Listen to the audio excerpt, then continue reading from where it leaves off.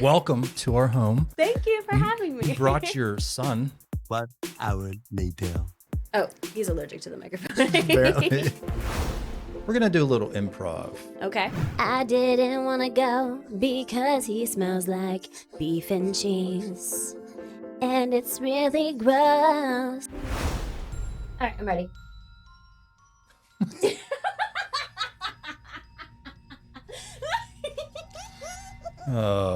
What's that? Is that glitter? It's edible glitter. Oh my God. It's going to make this drink 10 times more magical. You honestly don't even know what you're in for. Look at that. Do a elderly French woman. Oh, bonjour, oui, oui. Can you help me walk to get a croissant, please? I got to a point where I was trying to make myself so perfect and so far from what I was that I was hurting myself and I was hating myself more. What types of changes have you had to make without going into too much detail to become who you're happy with? I did change environments. I changed habits and the people I surrounded myself with. This is Willy Wonka's chocolate world. I've got another puzzle for you. Oh, you knew the words! That movie changed my life. In a good The original, way or a bad way? in a good way. The original one's creepy, it is creepy. It's good. But it's the best. Mm-hmm. Okay, you ready? Oh, we're recording that. Yeah, we're rolling. That was. All right, we're going. Ready? All right. Welcome to Barbells and Bourbon, Strength in Stories. I am your big, bald, bearded, barbell lifting, bourbon drinking son of a bitch, Sean.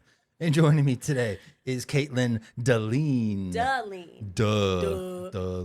I want a nice intro like barbell, bald, bourbon drinking. What can So mine yeah, be? what Let's would come up what with, would you be?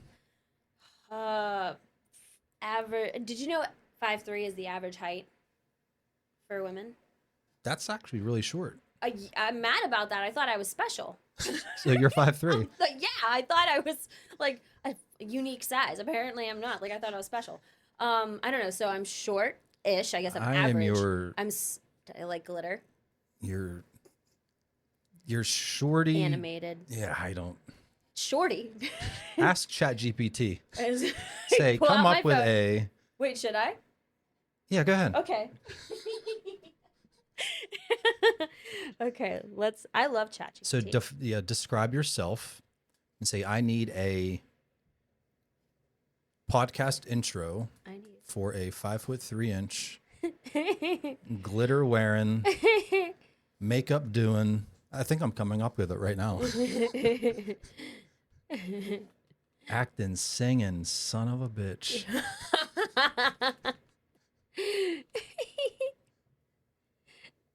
And I'm gonna put that in is a son of a bitch. ChatGPT is frightening. Let's see what it says. But it's also very helpful. Oh, it said we may violate their policies. Because of the son of a bitch part. Yeah, I think so. Welcome to the. Oh wait. Okay, we're just gonna try this. Welcome to the show that sparkles, shines, and keeps it real. She's 5'3", but her talent and sass are larger than life. This is going really well. The glitter-loving makeup artist who slays in more ways than one. Whether she's singing, dancing, acting, or just being fabulous, son of a bitch we all know and love. Get ready to laugh, learn, and maybe even be a little shook. It's Caitlyn, and you're about to dive into the fabulous chaos. Boom. I'm screenshotting. It spit all of that out. It spit all of that out. I screenshot that. Man, that makes mine seem We have to put sauce. that in there. So Okay. weak sauce. Yeah. Is that still a term, or is Weak sauce. is that dating me? No, I wish that never died, because that was I felt that was it was a a good strong one. term. Weak sauce. All right, Caitlyn, whatever that was, sparkle shining. Yeah. Welcome to our home. Thank you for having me. You brought your son with you. I did. He's playing with your children. It's a dog. It's a dog. We love dogs here. Winston. Winston. Maybe Winston will make an appearance later. I want him to. Oh, can he? He's born Yes, to be a he'll star. be famous. Oh, he will be. He has his Instagram page. He does. Winston the Yorkie Poo. He has followers. I don't even know who they are. He got a lot of followers pretty quick. I mean, there's only 50, but I don't know most of them. So He got followers quicker than you. honestly, yeah. That dog, it's the cutest factor. Yeah. He's adorable. So, Caitlyn, I mean, you just described, or ChatGPT just described you in a couple sentences, but we've known each other for quite a while in some capacity, probably over 10 years. Yeah, And it's been a while. I think the most I know about you is from social media, to be honest. We've never really sat down and had a deep conversation before. I know you on the surface, and I've learned a lot about what you're doing through social media. And I'm convinced there's like 3 different types of people when it comes to social media. There's a type that just doesn't post anything. They're very private. They want to keep their lives to themselves. There's the type that posts real things, day in the life of Caitlyn, showing exactly what you do for your job with Winston, whatever. And then there's the people that kind of fake it on social media. They want to paint this illusion of what they want to be or what they want people to perceive them as. Which type are you?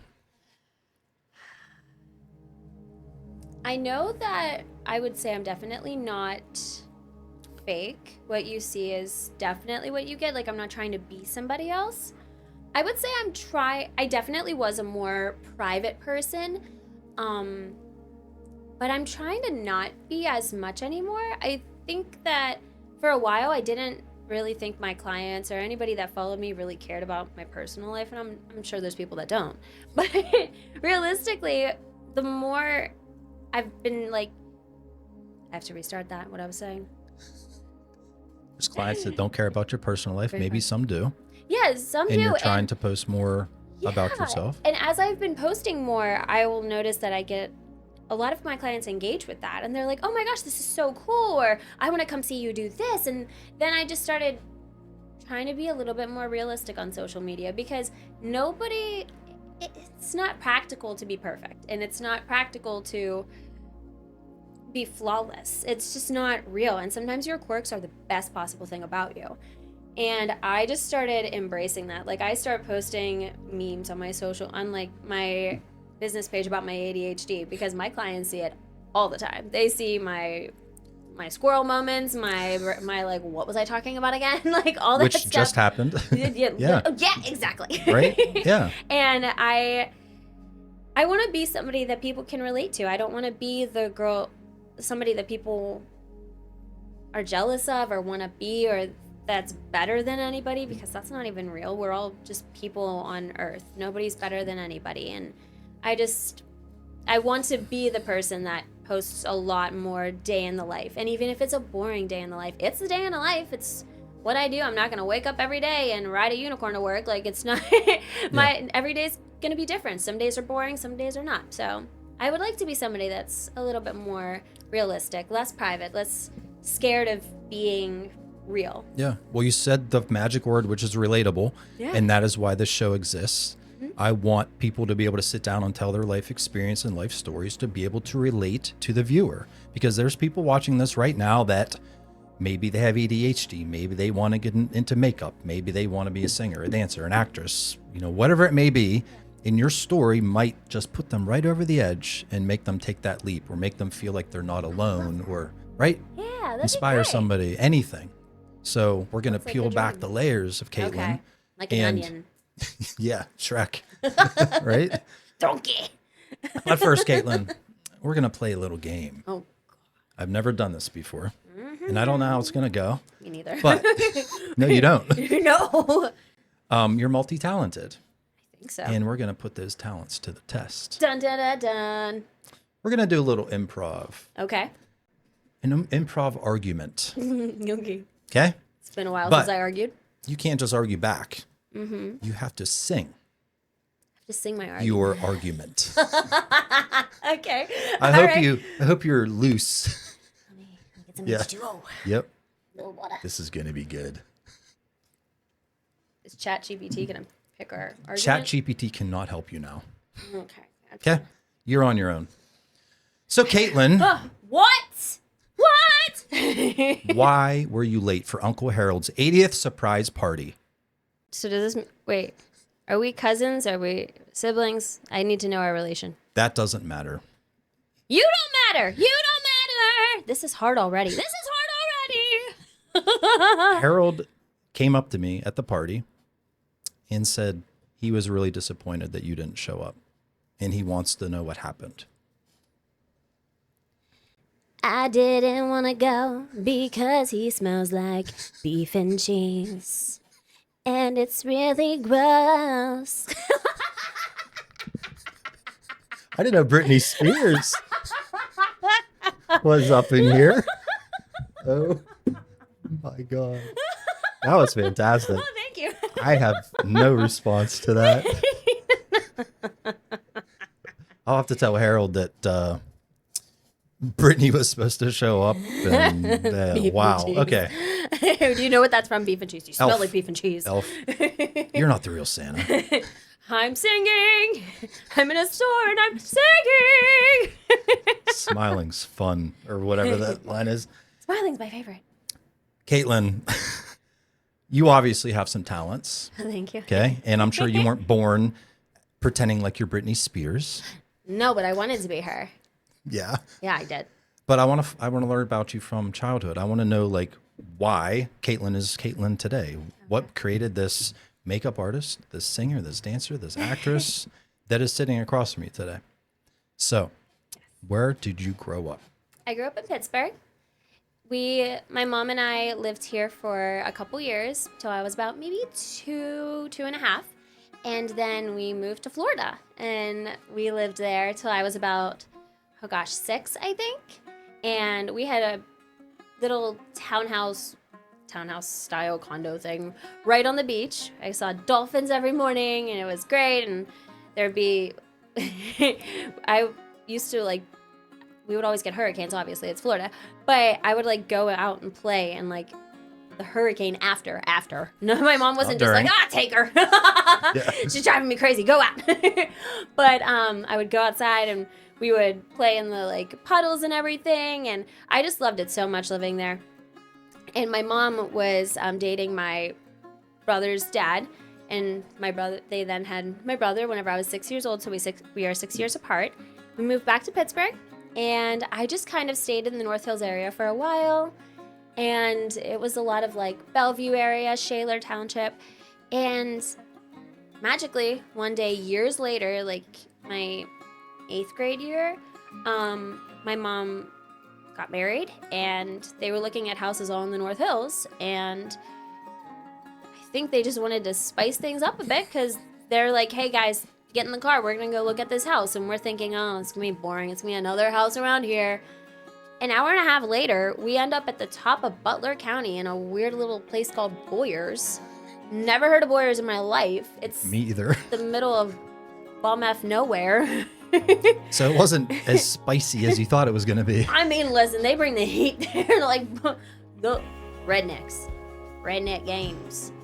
Rednecks go hard. Go play with some sticks. Go play with some sticks. Play with some tannerite. Tannerite. Tannerite. You don't know what tannerite I don't know is. what tannerite is. Tannerite's like a little explosive. Like a little stick of dynamite? Kind of, yeah. Kinda? Yeah, Okay. yeah, basically. So what were you doing with explosives? We're shooting them with very large guns and watch them go kaboom. Okay. We would make a family day out of it.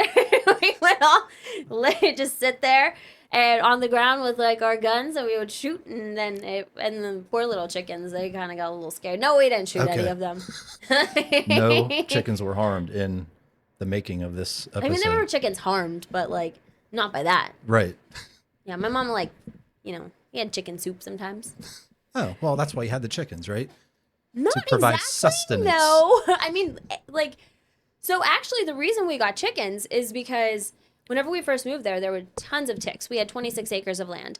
And there were so many ticks. And my mom was like, how do you get rid of ticks?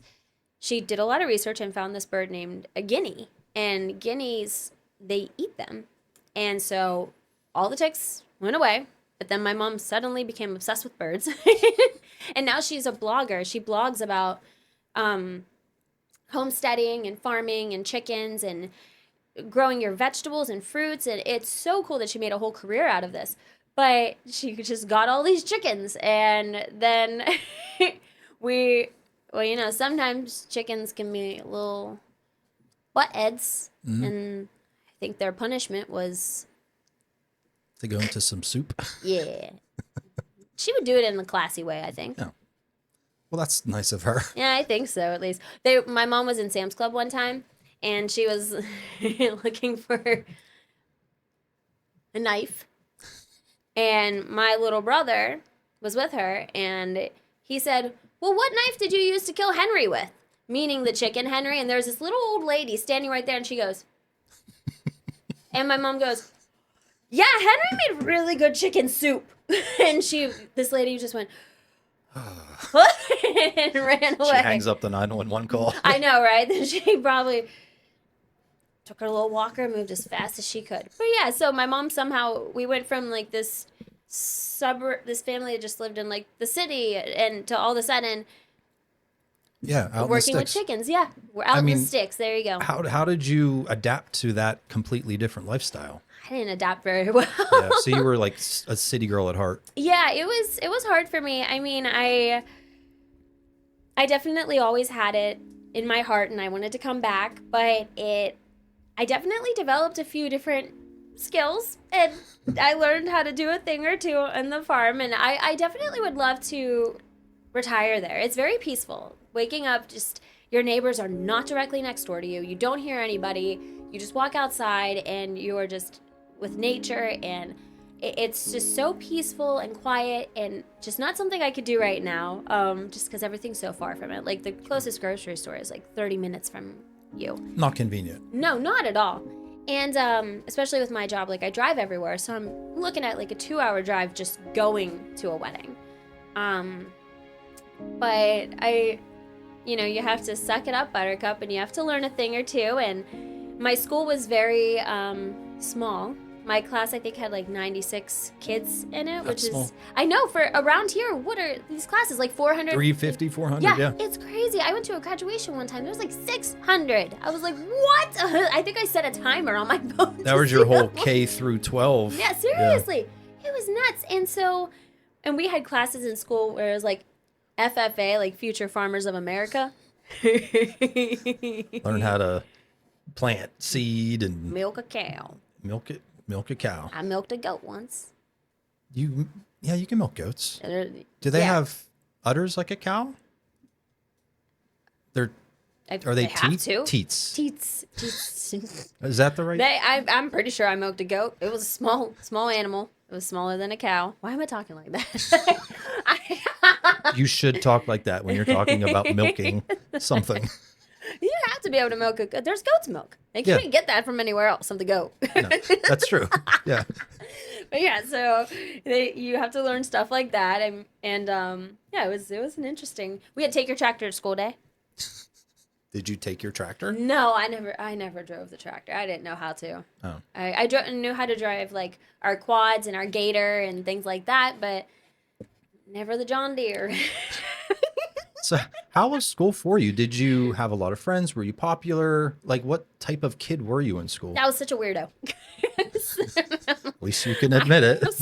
I was a not saying theater kids are weirdos, but they I made myself just like, I think I wasn't very comfortable with myself, and actually I know I wasn't comfortable with myself, and I dealt a lot with body shaming from myself. Like, nobody, honestly, people just said like, regular mean kid things, but it was a lot mentally. I really truly did not like myself for a long time. Where do you think that came from? Where was that influence that you had to look a certain way, or you felt like you didn't look good enough? Honestly, I know that whenever okay, so I think that's a regular feeling that a girl feels in high school. I will say that. I feel like you go through a lot of things. You go through like hormonal changes, puberty, all kinds of things. So you do naturally compare yourself. And if you don't feel good about yourself and there's like the popular girls, then they naturally will make you feel bad. But I feel like a lot of my issues whenever it came to my body really stemmed from outside of high school, like out afterwards. It was I started doing pageants after high school, and I kind of took graduating from high school as a way to reinvent myself, because I didn't like who I was. And I did, you know what, I was kind of like a mean girl, but I was a mean girl that wasn't a cool girl. You know what I mean? It wasn't like a Regina George type thing. I mean, nobody likes Regina George, but like, I mean, she's funny and everything, but like nobody actually wants to be that. But I wasn't like the popular girl that was mean to people. I was the girl that didn't have a ton of friends that felt bad about herself and was mean to people. And I decided, I heard my dog. I heard him too. Oh my gosh, Maria's probably like, "Go get this thing out of here." Little yipper. But I decided after high school, I was like, this is your chance to just be who you want to be. So in high school, I dressed very down. I would wear massive baggy t-shirts and sweatpants because I hated my body and I didn't want anybody to see it. So I went shopping after high school and I bought all kinds of dresses and heels and I learned how to properly put on makeup. And I was just putting myself out there and trying to do things that just made me work on myself. I was eating healthier. I was working out. I was trying to really take care of myself. And then I started doing pageants. And this was stuff I actually wanted to do. I didn't do this for anybody besides myself because I didn't like how I felt. And I think once I started doing pageants, though, and seeing all those girls, I definitely hit a point where I think it definitely kickstarted my eating disorder. I did suffer from one, and after that I suffered from body dysmorphia for a very long time. It's very hard to get out of that. And I eventually just got to a point, and it took years. It wasn't just a thing that, you just stop one day and you're like, oh yeah, I love my body again. It's hard to get out of that headspace and to love yourself and actually be able to look at yourself and be like, oh, I am beautiful. Yeah. And I may not have a six-pack, but I may not have like, the perfect body, but it's just, I don't even think that stemmed from high school, honestly. I think that stemmed from afterwards. I think it was me trying so hard to maybe not want to be that version of me in high school that didn't love herself, that I got to a point where my brain constantly told me, your body's not good enough, no matter how skinny you are. And I was skinny. Yeah. Like, I went in high school, I saw this doctor. And by the way, like, this doctor, she was using a BMI chart from, like, the old days. Like, World War II. It was like 125, and she said I was near obesity. The BMI chart is bullshit. Yeah. If there's someone watching that is overweight on the BMI chart, I'm obese on the BMI chart. For my height and my weight, I am considered obese. Okay. Wow. I think my ideal weight at 6'1" is 175 pounds, 170 pounds, which is really skinny. Yeah. So I am obese. Oh my And gosh. fun fact. Okay. I went to my PCP right around the time of COVID, right when the vaccine came out. Okay. He came into the room with my chart and he's like, Sean, I have good news. You're eligible for the early vaccine. And I was like, why? He's like, you're obese. Oh my gosh. What? I know. And he laughed and I laughed because he knew rightfully so that I wasn't obese. Yeah. And I was Oh like, my look, I gosh. said, I appreciate that, but give it to someone who actually needs it. Yeah. Like, I'm not going to take an early vaccine and take it away from an elder who could possibly Truly die needs from it. the disease. Exactly. But yeah, anyways, Oh my BMI God. is bullshit. Yeah.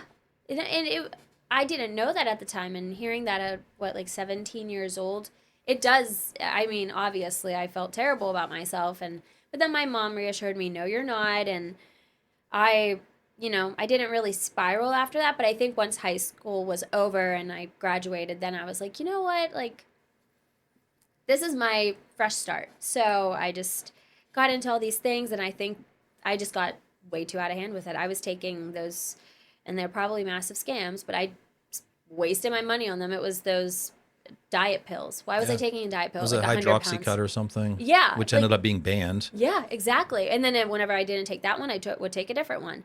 And I would start working out so much that I would try to like eliminate how many calories I ate that day. And I was literally so scrawny. If I have a photo in my phone, I'm going to have to show you after this. I have to just really dig for it.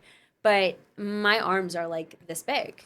And I thought I was big. And I got to a point where I was trying to make myself so perfect and so far from what I was that I was hurting myself and I was hating myself more. And I can't even tell you when I got to a point or how or why I suddenly got to a point where I'm like if you were right now like, hey, I ordered a pizza. If you want to have some, I would be like, yeah, let's eat some pizza. Absolutely. But then, this morning I woke up and I had a healthy breakfast and I had I take care of myself and I eat properly and I don't even count calories. I got rid of my scale in my apartment. I got rid of it around the time I started doing makeup actually because um, my clients come to me whenever they are just doing like a bridal preview of their makeup. And brides are going through a lot. And I see every single bride, not every single, a lot of them want to work out and be their most fit self. And that day. Yes, Yeah. for one day. And the last thing I want is a scale in my home for them to shame themselves. Yeah. And honestly, I didn't want it either because I learned that the best way to tell is how clothes fit and how you feel. And I can't tell you when I got to a point where I started loving who I was, and I wish I could, so it could maybe help somebody that's maybe going through that, because that's a big body dysmorphia, eating disorders. They're so common. It's so sad. Not only with women, yes, with men too. Yes, and I struggle with it. I'll admit. Really? Absolutely. I mean, I've been into bodybuilding for 20 years now. Yeah. And I'm never good enough, and I think that's okay as long as it doesn't take you down the path that you went down, for instance, with the eating disorder. It's not okay when it makes you take performance enhancing drugs and cause, health problems and horrible side effects. And that's the extremes of body dysmorphia. Exactly. But I think it can also be good because it keeps you pushing. It keeps you trying and disciplined. Growing, and so I think there's a healthy balance of having the body dysmorphia, because let's face it, if I looked in the mirror and I was like, yeah, I look good enough, I'd probably stop working out. I'd probably stop eating sensibly. I would probably I'd kind of give up, right?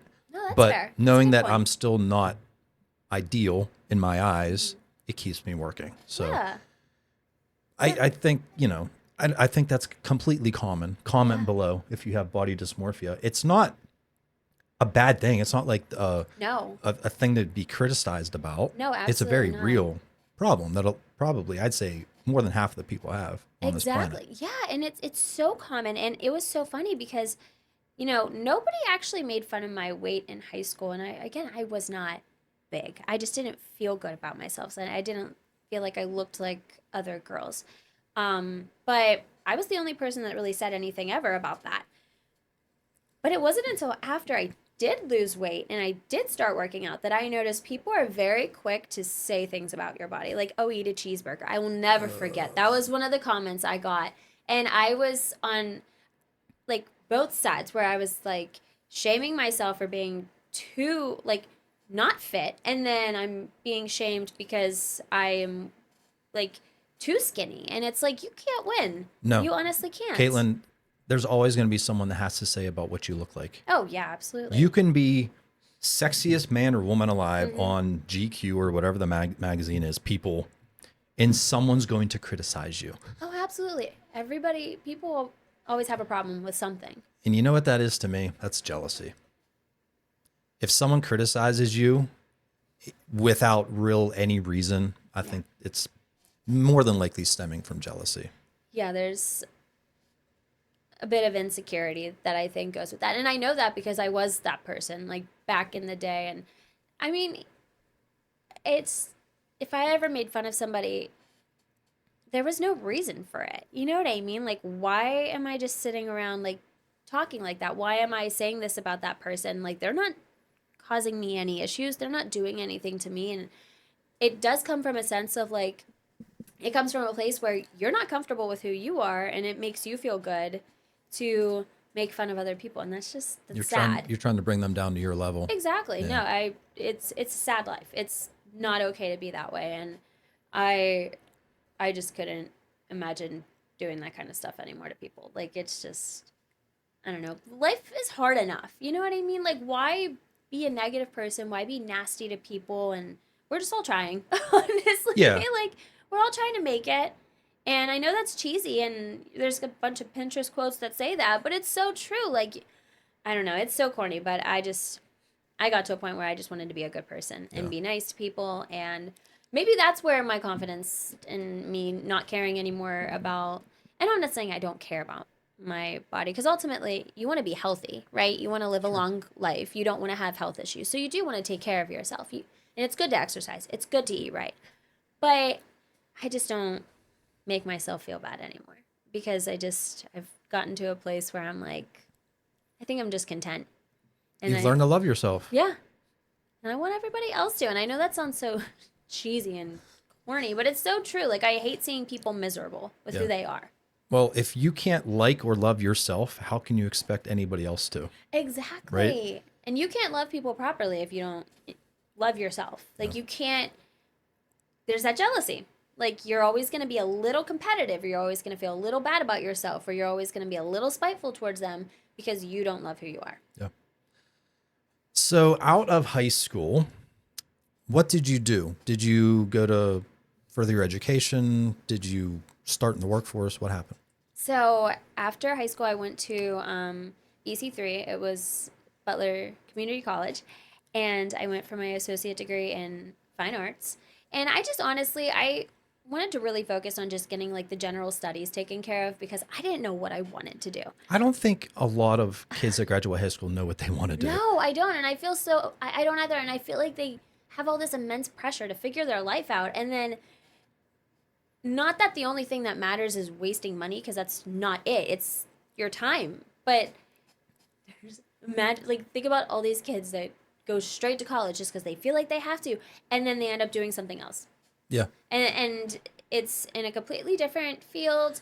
It's not even related. And it's like, if you just sometimes give yourself a little bit of time, like, it's just, they just feel this immense pressure to figure it all out. And luckily, my mom was not like that. She did want me to go to community college to take my general studies classes, because she's like, you don't know really what you want to do. I knew I wanted to be a celebrity.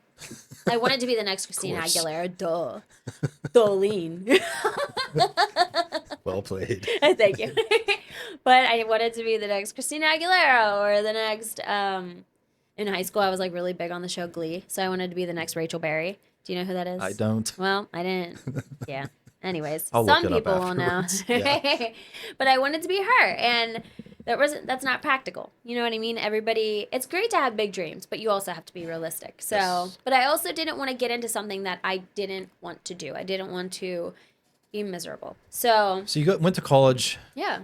to keep your options open. Yeah, pretty As much. kind of a and plan explore. B Yeah. if you didn't really figure out what you really wanted to do. Yeah, and I really did want to go and, learn more about the arts. So I took theater classes there as well, and I learned about like the history of theater, and I took like classes where you would learn like the technical side too, because it's good to learn that stuff. But after that I moved back to Pittsburgh, and I actually lived with my grandma for a year. And I got my first serving job at Eaton Park, which is so funny because it was my mom's first serving job and my uncle's first cooking job. Uncle Harold? Too soon? He smells like beef and cheese. Screw Uncle Harold. Yeah. No, but my uncle went there. He worked there, and he actually burned a trash can there. He set a trash can on fire. How did he do that? I have no idea. I have no clue. Did he get fired? I don't think We'll so. never know. The world may never know. But and it was the same Eaton Park I worked at too, which is so funny. Same exact one.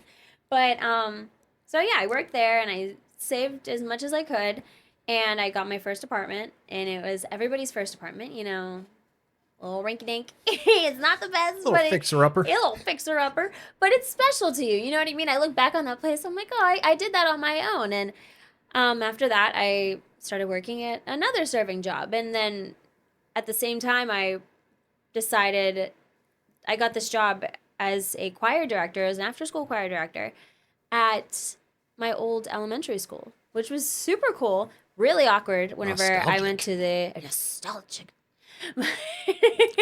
I feel like whenever you say nostalgic, you need to edit it where it's like echoes, like nostalgic, nostalgic, nostalgic. I'll do my best. You're just gonna hear ick, ick, ick, ick.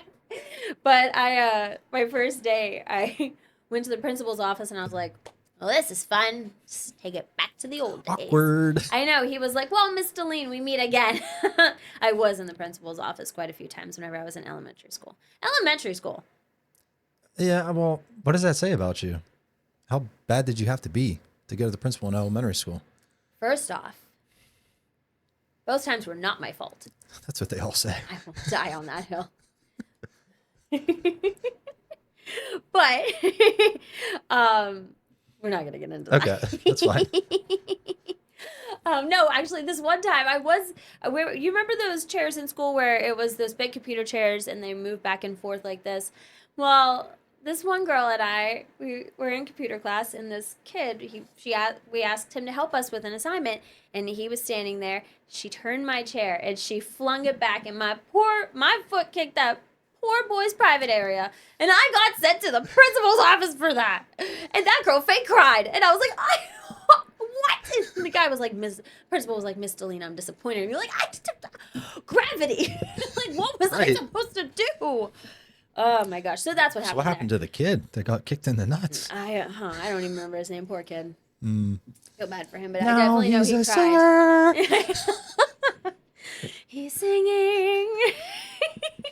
But yeah, so I did that for a year, and it was really fun. But I didn't love it. I enjoyed it. I really did. I enjoyed letting the kids shine and putting them in different solo roles. And I also I had them not just sing, but we would do like a grand finale, and we would do like a little like mashup of different songs from any show or a movie they wanted. And one time we did Descendants, because Descendants had just came out. So we did a bunch of songs from that. And my friend, he was a cheerleader in high school. He taught them a routine, and the kids just loved it. They had so much fun. I just wanted to make it different than just standing there and singing. And nothing wrong with that in choir, but the kids just said I saw this one kid, he was doing a backflip one day whenever I walked into the rehearsal, and I was like, I'm gonna do something with that. Like, that was so cool to me. And like, they just have all these talents, and I wanted them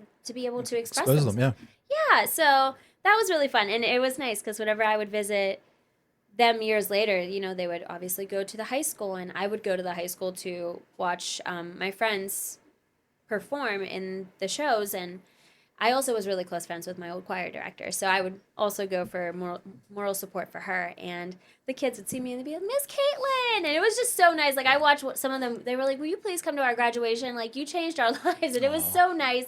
And I loved seeing them and just knowing that I made an impact on their life. But I ended up just, after that, I kind of just made that a 1-year thing. It was a very temp job. And it just, unfortunately, though, it made me feel so good. And I was so happy to make such a positive impact on their lives. It wasn't my passion. There was something that just like didn't feel like home to me. So after that, I did a lot of, I just was serving, kind of figuring out what I wanted to do. Still never went back to school, never pursued anything, never went to like college. Well, obviously school is college. Sure. You never got a degree in anything. No. And because I didn't know what I wanted to do. And I was, doing like local acting and singing and dancing and stuff if I could. And I worked at a haunted house, and I danced in like a parade. They were called the Steel City Angels. They were parade performers. My mom was one, actually, whenever she was younger. So I did that for, I think, a couple years, and just all kinds of stuff, and still didn't really know quite what I wanted to do. It wasn't until, honestly, like 2021 that I discovered I wanted to be a bridal makeup artist. Long time. Which has nothing to do with singing. Not even remotely. Not even. So in between that, those serving jobs and the college thing, and then 2021, there's a big gap there. Mm-hmm. What other jobs did you have? I worked at a gentleman's club. Okay. Yeah. and I worked there for about 9 years. It was a really random thing, and I was not a dancer. Let's be very clear. I literally no. I could never. And there's nothing wrong with those girls. It's just you have to literally be you just have to. I am not a faker. I can't you know on my face if I want to talk to you. Yeah. And I just could never. If I was irritated, you could tell. And I couldn't imagine doing that. I bottle served one night. I did. I bottle served one night. And then a guy stuck my finger in his mouth. And I screamed and I ran to the manager. I said, I can never do this again. I was like, it was wet and gross and oh my gosh, I hate my life. And I looked at the guy, he reprimanded him like I was his mother. I was like, do you know where my finger has been all night? I was like, it's been counting money. It's been serving drinks. I was like, that is disgusting. Guys are so gross. So cringy. I was like, ugh. Oh my gosh, it was terrible. And one night only did I ever bottle serve and never again. But no, So how long were you there? about 8-9 years. Okay. I can't imagine. You seem like a wholesome, genuine girl, right?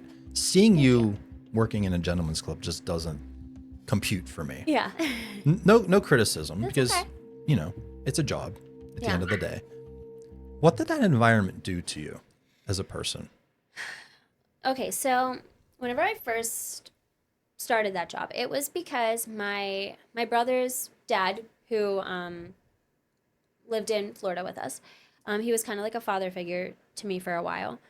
He called me one night and he was like, I never wanted to do this. And he's like, we need a coat check girl tonight. And he's like, none of our girls can do it. It's a Saturday night. It's packed. We need somebody. What are you doing? I was sitting at home in my very first apartment, working at Eaton Park still, making $1,000 a month. And I heard the opportunity to make easily $200, $300 in cash and In a get an couple hourly hours. Yeah. and get an hourly rate. And I was like, okay, great. And I was like, what do I do? He's like, all you do is literally take a coat, put it on a rack, give them a ticket, and you have their ticket. And you just give them the same coat. And I was like, okay. And I did that one night, and I could not believe the amount of money I made. Like, that made, in one night, whatever I made at Eaton Park, that was 3 shifts at Eaton Park. And You're almost paying your rent in one night. exactly. And it was incredible to me. And I was like, oh my gosh, like, and I was I heard my dog right out there.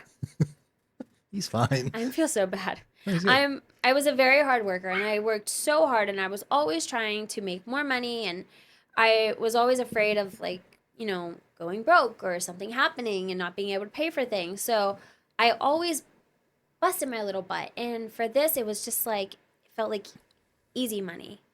And so at one shift turned into 2. And then all of a sudden I was doing coat check throughout the winter, throughout the winter Yeah. season. And that went up until 2020. And my last day, I remember my last day, it was 2 days before we shut down. We had the big lockdown and everything. And it was St. Patty's weekend. And I remember it was a crazy weekend too. And after that, they weren't open or anything. And then once they reopened, they didn't want to do coat check anymore because it was just like, it was okay. Some people didn't want to give you their code. It's fine, whatever. So they're like, do you want to work the front desk? And I said, yeah, sure. So all I would do is I'd sit there and I'd say, hi, it'll be $20 to get in. They'd say, okay. They'd either pay in cash, pay with a card, and they'd throw money in my tip jar. And it was easy peasy. And I probably had the less... a job is a job. And working in the service industry, like even at a nightclub, especially at a nightclub, on a Friday, Saturday night is so demanding.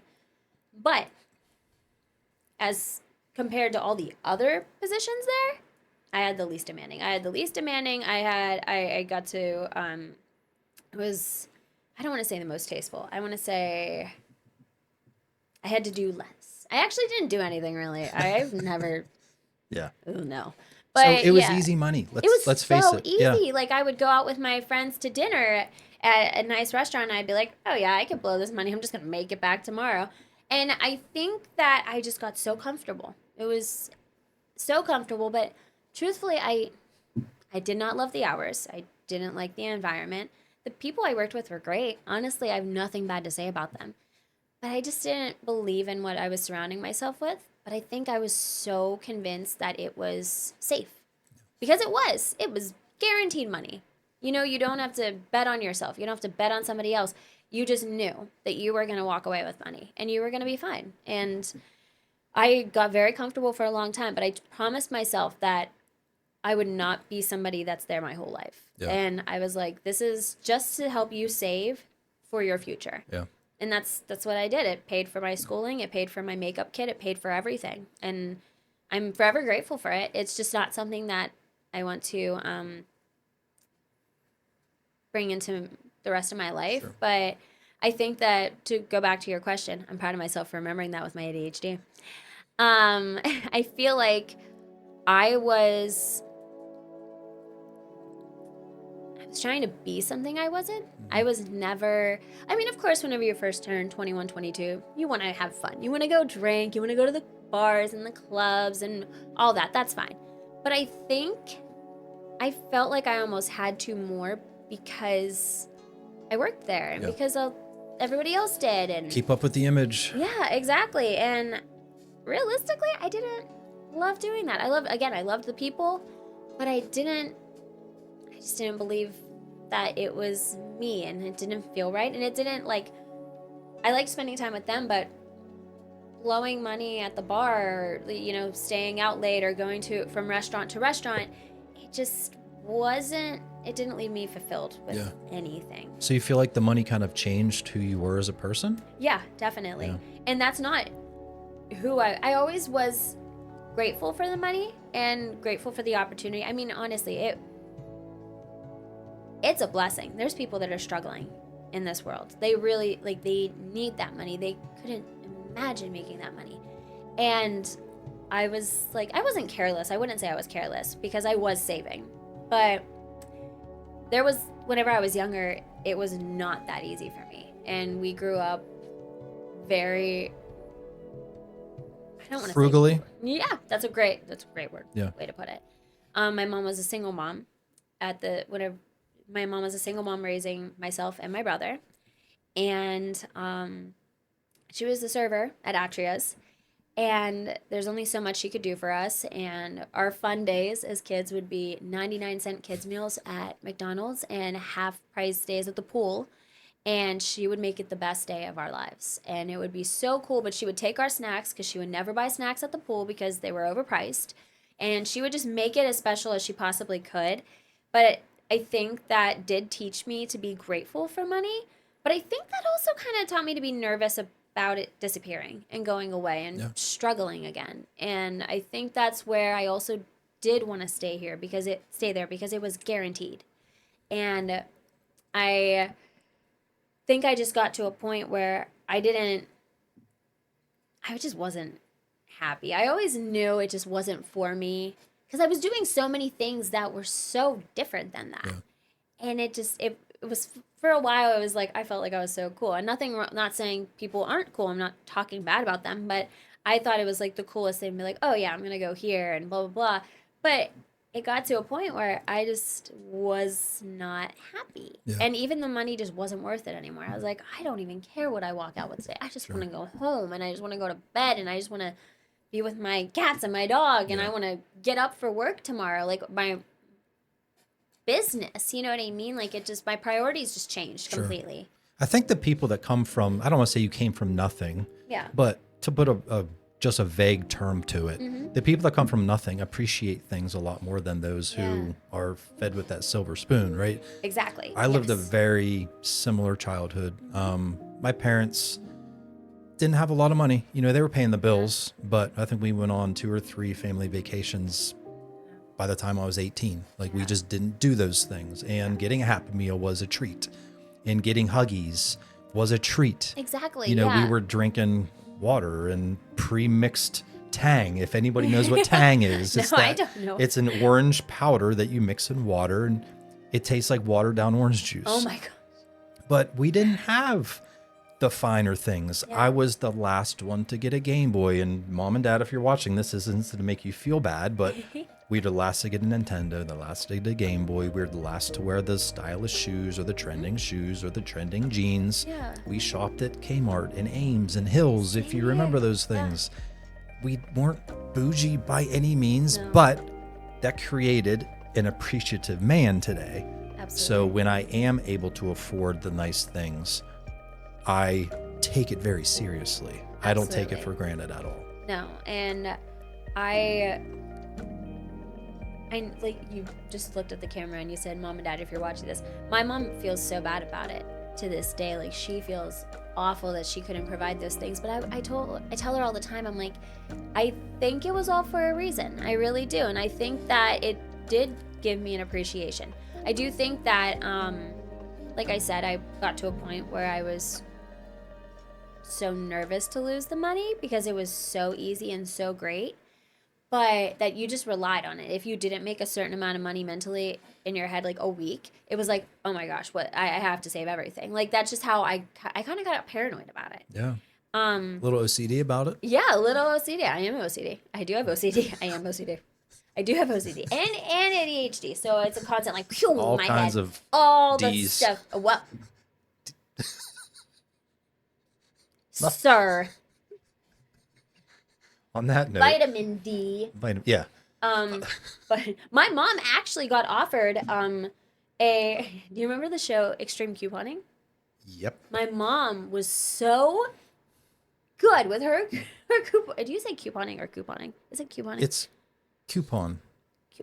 You didn't answer my question. I didn't. I don't know. I don't know. Is that a verb? Couponing. It's That's spelled- not a thing. She likes Did she to have a create coupon book? She had many, and she had multiple folders and files, and it would be a day. I would help her, but it was like a treat if we ever got to get like those cosmic brownies or like the ho-hos and things like that. That's because she had like a ton of coupons.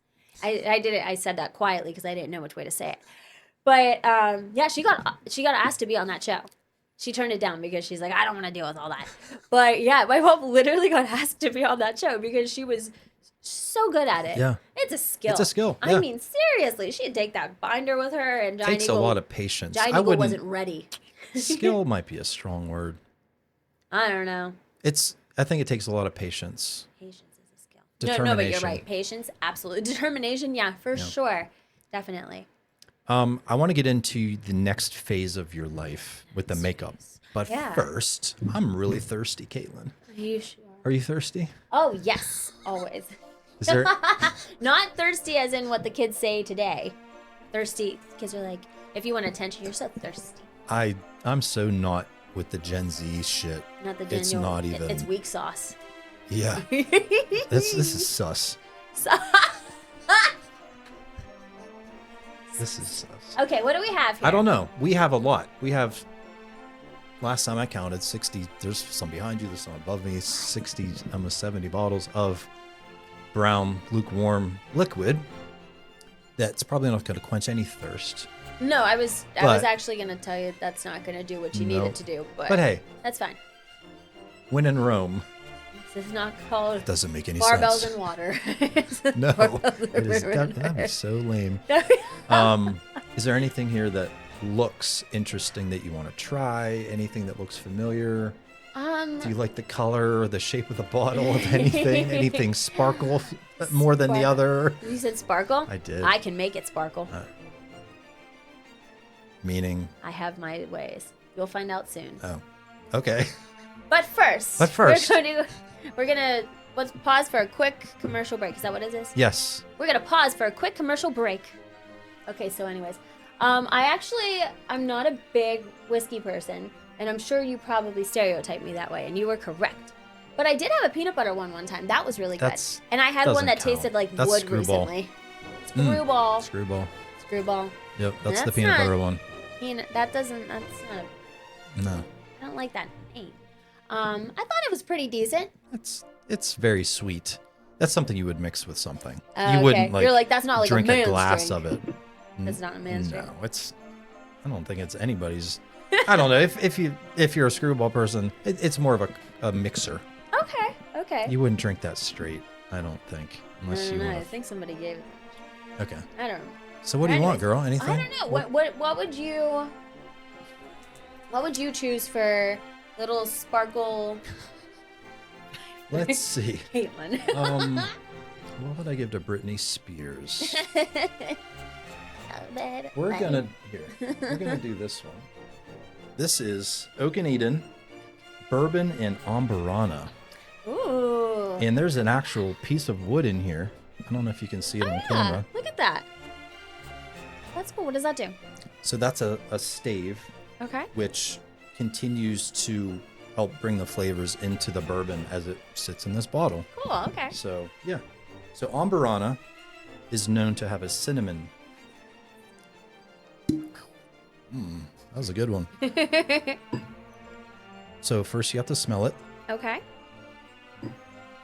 and tell me what you smell. Okay. Be honest. Okay. Cheers. You can't have yours yet. Oh no. We have to sniff it first. I can tell you when you have to try it whenever I tell you you can try it. I have something I'm gonna do. I have a thing. Oh jeez. We haven't had enough things yet. There are never enough. What do you smell? Okay, so I'm definitely getting. I'm getting the cinnamon. Mm-hmm. I'm getting mint. Definitely oaky for sure. Like It might I'm be getting- the mint might be just the spice. Sometimes bourbons have like a baking Oh yeah, I spice. definitely get some spice once I Baking took a spice nice notes. whiff of that. Yeah. Okay. All right. What do you have up your sleeve? Oh wait, this is my camera. Get my little baggie. What's that? I ran away. It's not drugs. Is that glitter? It's edible glitter. Oh my gosh. Is it like a disgrace to the bourbon community if I do this? I don't really give a shit. Okay. We're doing it. Maybe this will be a trend. Iridescent. Have you ever had edible glitter before? I don't know. I Your don't think. man's Probably fine, eh? not. It's gonna make this drink 10 times more magical. You honestly don't even know what you're in for. Look at that. It's Purple iridescent. and blue and iridescent. Iridescent. All right. Glitter me up. Wait, Is that enough? Is there a I need a stir. what's like one serving of glitter? What if I just went? I'd be like, oh, that's good. I got it on me. My bourbon is iridescent. Here, give me some. You can put it on your. I'm putting it. Wait, you should do like Simba.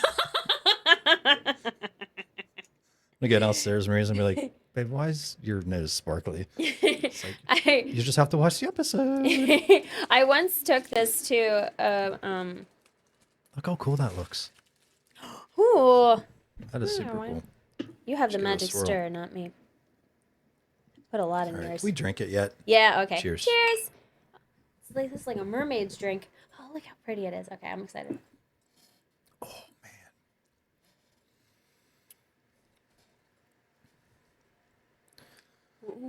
Yeah, Okay, I said ooh before I swallowed. that could be dangerous. Yeah. No, but that's really good. What do you taste like the that. cinnamon? Yeah, I do. Wow, that's like those like an Altoid. It reminds me of my grandma's mints. The little red container. I put more of that on my nose. But no, that tastes literally like the red pack of Altoids. Makeup. Makeup. Let's talk makeup. I've been dying to talk about makeup with you. Yeah. Do you want me to do your makeup? No. Okay. And if we do, it's never going to be shown. We'll set up another day. Okay. Sounds good. How did you get in the makeup? When did you get in the makeup? Why did you get in the makeup? So makeup started with pageants, because obviously you have to do stage makeup, you have to do glamour makeup, you have to do headshots and all those things. So you have to, do the full face of makeup. After that, it just gradually started like flowing into different performances I would do, like singing, dancing, and acting, and I would have to make myself look like different roles and different characters. And You said scare house. I'm Yeah. guessing you had to make yourself look like a horror character, right? So actually, I didn't do my own makeup for that. They had Oh, makeup artists, but yeah, that's actually a great example. I thought that was the coolest thing. Some of the stuff they would do to me, like I would look like a zombie sometimes, and I would look like a demon or a clown. And I did start picking up on a lot of different like techniques. yeah tips and techniques from that I thought was really cool to implement into makeup. And honestly, too, it's good to know all kinds of like different styles of Yeah. makeup. And like for Halloween, I would do zombie makeup on people. And I learned that through Scare House. And I learned how to do clown makeup. And I knew where to get like the creepy eyes, eye contacts, and Yeah. everything like that. Well, every So, face is different. yeah, Everyone every has face is different skin different. Oh type, my skin gosh. tone, Yeah. right? So Yeah. you have to be able to be diverse, I would Yeah. think. Yeah, I'm no exactly. expert. You don't know anything about makeup? Nope. Really? Crazy. Um, but yeah, no, you it definitely was a nice it was cool seeing what all the artists did, but yeah, I thought it was the coolest thing that makeup could just transform you into somebody else. And then COVID hit and TikTok happened, and I just started playing around with makeup, and I really liked doing it. I loved shopping at all the stores at Ulta, and I always got like I was a big Too Faced girl. Like I would get these massive collections for Christmas with all the different palettes, and I loved playing with it, but I didn't think you could make an actual career out of it. And so COVID hit. I lost obviously the serving job. It was obviously there's no serving job because restaurants were down, club was down. So I was like thinking, what if this happens again? What do I do? Like how do I make money? What's going to be my career? At that point I'm just like you need to figure your life out. You have nothing else to do right now. How old were you at this point? Oh, 2021 I was maybe 26. Okay. 26. Yeah, I think 26. Um and I was just playing around with makeup and I decided that I wanted to go to beauty school, but I went for aesthetics. But I still had no interest or no I wasn't planning on going for makeup. Really, I wanted to go for skincare, but I didn't even really want to do that. I just was like, "Oh, I like skincare. So let's go be an esthetician." And I was like that could be fun. I could enjoy doing that. Um And so I went after, the schools opened back up in 2021 is whenever I went. And while I was in school, I I was friends with a makeup artist and she had messaged me one day and she said, "I know this is a weird question." She's like, "But I have a wedding to work this weekend that I'm doing makeup for. And I need a second artist, but nobody's available. And I know you're in beauty school and I know it's not really you have no interest in bridal makeup." She's like, "But will you at least just come do the skin prep for me?" And I was like, "Yeah, that sounds easy peasy. Like I could do that. Make easy money, it'll be fun. Let's do it." I get there and I had a ball. I had the best time of my life. I love talking to the girls. And ahead of time, too, the makeup artist was like, "Listen, weddings are very intense. It's not for everybody. Just don't feel like discouraged or anything." Because they are. You have to have a certain personality to be able to handle a wedding. Well, not only is it a happy day, it's a very stressful It's day. a stressful day. You are responsible as a makeup artist and a hairstylist for keeping those girls on time, on schedule, making sure she gets to the venue or down the aisle. Like if you if you take too long, then you're gonna keep her, keep her back. And it's just you really need to be on top of things. And it is stressful, but if you have the passion for it, it's like not that it's a cakewalk, but the the stress and the pressure, it just motivates you. Well, you probably develop your own ways of managing Yeah. your stress, managing Yeah. their stress, make it fun, Yeah. relaxing, right? Absolutely. I definitely have it was trial and error for a while there. Of course, it's going to be whenever you start a business. And I started my business literally in beauty school. I felt so bad. My interest for like skincare went out the roof. And I was already in beauty school. So I was like, well, I might as well get my license. I'm not going to just not try. I'm going to pass. I'm going to succeed. Um, but I'm going to focus on makeup. So I did start my business there, and it was nice because although COVID was awful and devastating what happened, and so many people suffered from it, I hate to say it this way, but there was a little bit of a silver lining whenever it comes to me, and I'm sure many others too. Um, but all of the 2020 brides had to then move their wedding to the following year. Well, makeup artists book about a year or two in advance. Well, all wedding vendors, honestly. And so all the makeup artists that they had, most of them already had that date booked for the Already booked. following year. Yep. And I already was in with makeup artists because of the one that I shadowed. I had another friend that I shadowed her and I worked with her.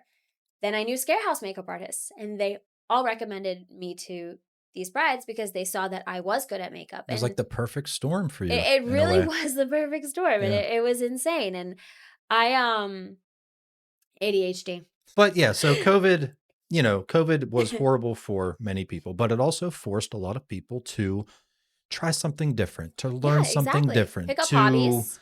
maybe, dabble in something that they might have been uncomfortable doing before, challenge exactly. themselves, learn more about who they are as a person. Yeah. And that's what it did for you. It definitely did. And I feel like it was a blessing and a curse, obviously, but I'm so grateful for where it took me. And my first year of being a makeup artist, I think I was about 60% booked, 60 to 70% booked. It was crazy. That's wild. You know what I mean? You mean like it, weekends? yeah. Wow. Yeah. I had so many weddings and I just couldn't believe it. No, I should have said no to a few because sometimes I would overbook myself and I was able to accommodate to all of them, but there would be days where I was just stressed. But I think I definitely have found I have a system now of just how I handle things, and the day of doesn't really scare me anymore. For a while it did there, but the day of I'm just like, I got this. Yeah. We're going to have a good time. I know where to schedule the bride in the lineup of who's getting makeup done when. Um I know how long I take per client, and I feel like I got to a point where I'm very comfortable and I'm very just I'm content with it. And I feel like my clients know that they could trust me and that they're going to be on time Yeah. and they can rely on me. Do you think your past body image issues has actually helped you become a better makeup artist? Maybe make you appreciate how your client's going to look on Yeah. that day? Yeah. Yeah, I do think so. I think that I noticed that a lot of girls do feel very insecure whenever they sit in the chair. And they're nervous because some of them, they don't do their makeup on a daily basis or they're afraid to. Or you'll get the girls that are like, yeah, I want to look like Kim Kardashian. Lam me up. And I'm like, okay, great. And then you have the girls that are like, I don't wear makeup. I don't know what I want. I'm nervous. Like, I don't want to look like a streetwalker. I've had that be said to me many times. And you really have to listen to them. That's a big thing. You have to communicate whenever you are in a position like that because it's not about what you want them to look like. It's about what they want to look like. And I want them to be able to pick up the mirror after and smile whenever they see their face. I don't want them to be like, oh my gosh, this is scary. Because not saying I would do a bad job, but my vision may be different than theirs. And so my ultimate goal every single time is for them to just be happy with who they are. And not saying that makeup is what's going to make you feel beautiful. That's not it at all. But whenever I do makeup, I want to accentuate your natural features. I want those to be enhanced. I want you to feel beautiful. Yeah. And you know what? Sometimes feeling beautiful whenever you have a face full of makeup makes you want to feel beautiful all the time. And that will make you maybe make some different life choices and want to do different things for yourself. And I've always wanted to help people. And I'm like, you know what? If this is the way that I do it by making women feel beautiful in a world where everybody is so judgmental and so nasty, then I think I lucked out. I think I have a pretty amazing job because not only do I love what I do, but I get to help people. And just the look on their faces when they pick up that mirror it makes my heart melt. I get so excited. I'm always just giggling. Yeah. So I have to admit, makeup makes me jealous. What? Let me explain. The fact that a woman can I don't want to say make themselves look completely different, but let's face it, a woman waking up in the morning and then a woman full face makeup, pretty drastic difference There's there. differences, yeah. Okay. There's nothing a man can do It's true. to transform like that, No, you're right. right? That's why makeup makes me jealous. There's nothing I can do to myself to make myself accentuated times 10, Exactly. right? Maybe I can change the shape of my beard or Put a little edible there's nothing glitter I can on do your with my nose. hair or lack thereof, right? Yeah. There's nothing I can do. No. So Okay. that's men. Come on, help me out, please. Say that you agree with me, please. Seriously, I mean, it makes me jealous a little bit. No, that makes You know, sense. like- But this is where you can learn to love yourself more. That you're like, oh, I don't need makeup. So, are you saying that women who wear a full face of makeup don't love themselves? No, not at all. But I think the women that want to hide under that makeup, under the makeup do. And I know that because I was one. I was a girl that would not just want to do the makeup because she loved it, because there are women that do their makeup beautifully just because they want to. They'll go full glam. I can't even imagine how much time it takes for the makeup to come off because Yeah. it's just a lot and it's good, expensive stuff. So, but I think that if you do it because you want to look better than somebody or you want to feel better and that's the only time you do, then as much as I have a love for makeup. I have a passion for it. I love it. I don't think anybody should ever shame it because I think it's an art. I think that there's an insecurity within for sure because I was the person that I wanted the biggest lashes, I wanted the darkest shadow, I wanted all of that. Yeah. And now like today, the only reason I have this much makeup on is because I did a branding shoot today. And it was like a glamour one. And I yanked off those lashes the second I got in that car. Those little caterpillars are laying around on my And steering you're wheel. on YouTube in front of the world. That's another reason why you're wearing makeup. Yeah, I guess, but like I suppose. I suppose. That's But why I it's a did lot. my hair. That's why I It's did a- my hair today, Oh, Caitlin. it's nice. Nice. Is it like smooth like Buddha? Yes. Like Buddha's It feels like a little well, it feels like a hamster. Oh no, a little like Little hamster. Wait, is there no, that's a squirrel in Enchanted, wherever he's like acting out the evil witch and he goes, apple? It's good. That's a squirrel. That was good. That was good. That was good. Yeah. I really need to get into voice acting. You should. Thank you. Thank you. I love what Tarzan, whenever do you remember what's that the character's name? Tantar? He like goes in the water and he goes, Mom, is this water sanitary? It looks questionable to me. And his mom goes, it's fine, honey. And he goes, "Bleh. But what about bacteria? And he like does that area. Sorry. It just starts spiraling. Can you I could do more, but Can I'm you not do gonna. accents? Accents. Oh my Like gosh. different languages? I could try, but sometimes like my Irish goes into Scottish and my Australian goes into country. We're going to try it. Talk about ADHD. We just completely took a hard left. Yeah, somehow makeup went into Australia. I was jealous of makeup a few minutes ago, and now we're talking about. All right, can you do a elderly French woman, or is that too much? That's really okay. First, I have to talk like this. That's where my tone has to be. Oh, bonjour, oui, oui. Can you help me walk to get a croissant, please? Pretty good. Good. Okay, how about You have to do it. this is my show. Oh my I make the gosh. rules. ChatGPT, help me out here. Can you do take a sip. You're gonna need it. Mm-hmm. Can you do an Irish boy? This is where it's gonna go Scottish.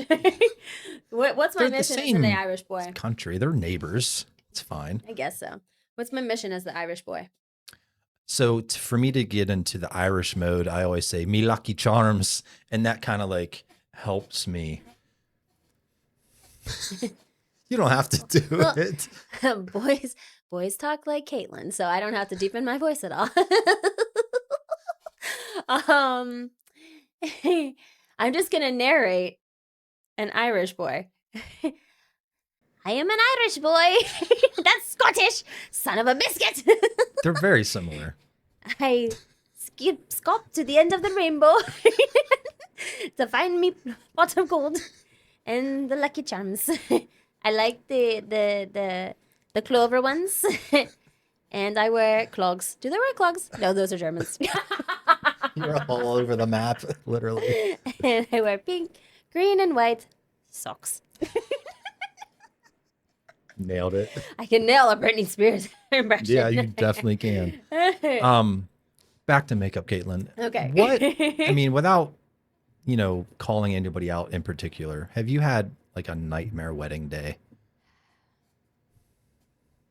Or as bad as it got for you? Is there any that stand out as just being one of those, we barely made it through? Yes, but it wasn't a bad situation between the bride and I. It was the bride and the hairstylist. The hairstylist was a family member of hers, actually. And I got there, and I could tell the tension was very high. And it was just, the energy was not what I want it to be on a wedding day. And I know it's not about me, but you are setting the bride up for one of the biggest days of her life. You, as a makeup artist, hairstylist, you are responsible for bringing a positive energy. And so whenever I walk in, I don't care what week I had. I don't care what day I had. I don't care if I spilled coffee on my dress that day. I'm going to go in and be the happiest girl in the world. And I'm going to tell her everything she needs to hear to let her have the best day. Yeah. Like if it's raining, I'm like, no, it's sunny. It's great. If anybody says anything, I'm like, stop talking about the weather. It doesn't matter. Like, You're the glass go outside. half full girl. Put your nose in the corner Yeah. right now. Like I will put somebody in timeout if they mess with the bride. I'm her bodyguard. Yeah. But I walked in and I just did not like the energy that I was getting. And the hairstylist was just, I know it's different when you're family, but at that point it should almost be like you want to not be in a bad mood. You don't want to put the bride in a negative headspace. And so the bride was just so upset and they just kept bickering back and forth. And then at one point the bride started tearing up. And I was over it. I was done. And I had to like almost finish her makeup at this point. The hairstylist walked upstairs and she was grabbing something. And the bride looked at me and she goes, "Please do my hair."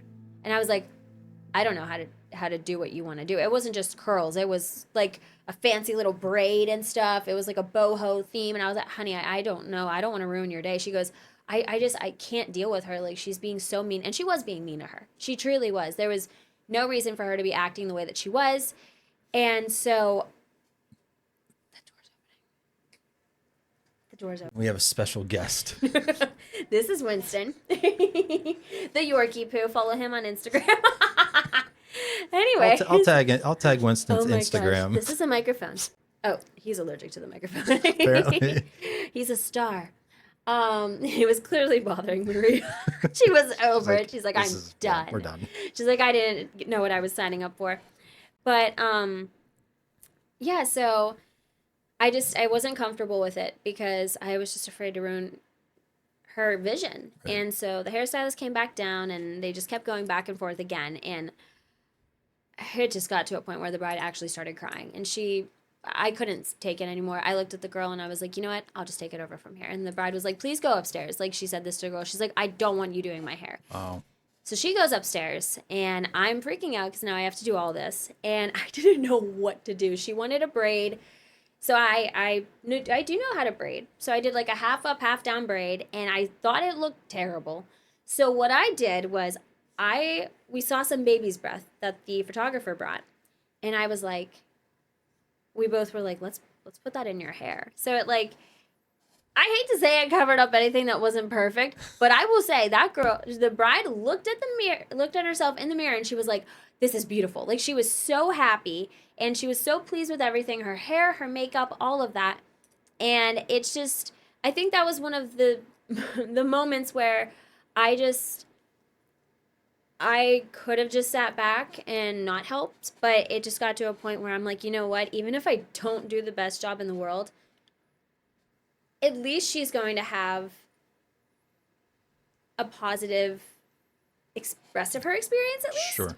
And whenever I went to leave, she thanked me. She's like, "Thank you so much." She's like, "You are the reason I'm about to have one of the best days of my life. Your energy is just incredible. You are a light. You were just like my angel." And that made me feel so good Yeah. because had I not agreed to help her, she probably would have still been really upset and probably cried. And I just nobody deserves that. Nobody deserves that any day of their life. But like your wedding day, really? That would I other than that though, I feel like I'm knock on wood. There's plenty to knock on. I feel like I haven't really had a bridezilla or anything. I feel like they're not real, or at least they don't want to come to me. Well, maybe that says a lot about you. Maybe you're setting such a positive atmosphere that you're just not allowing that to even happen. Yeah. And the fact that you helped out that bride beyond what your job was to do that day, I think that says a lot about you. I have been told many times by clients, and I remember this one in particular. I did her wedding last year, and where I did her makeup at was actually the venue that I did my first ever wedding. Oh, I actually did. I did do wedding makeup in 2018, way before I was in the wedding, and it was for a friend that I went to high school with. And she just kind of was like, "Will you please help some of these bridesmaids with their makeup?" And I was like, "I don't know what I'm doing. I have to show you the pictures." There's just me like using her makeup and doing makeup for these girls. And that was the first wedding I ever did makeup for. And I didn't plan to ever pursue it after that. It just kind of went away.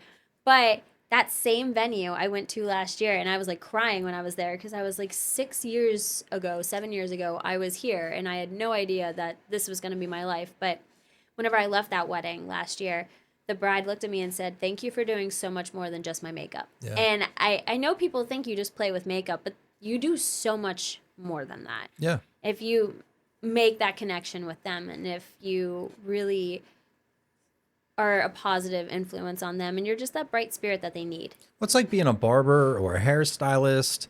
You're spending an hour or more with this person, no interruptions, Yeah.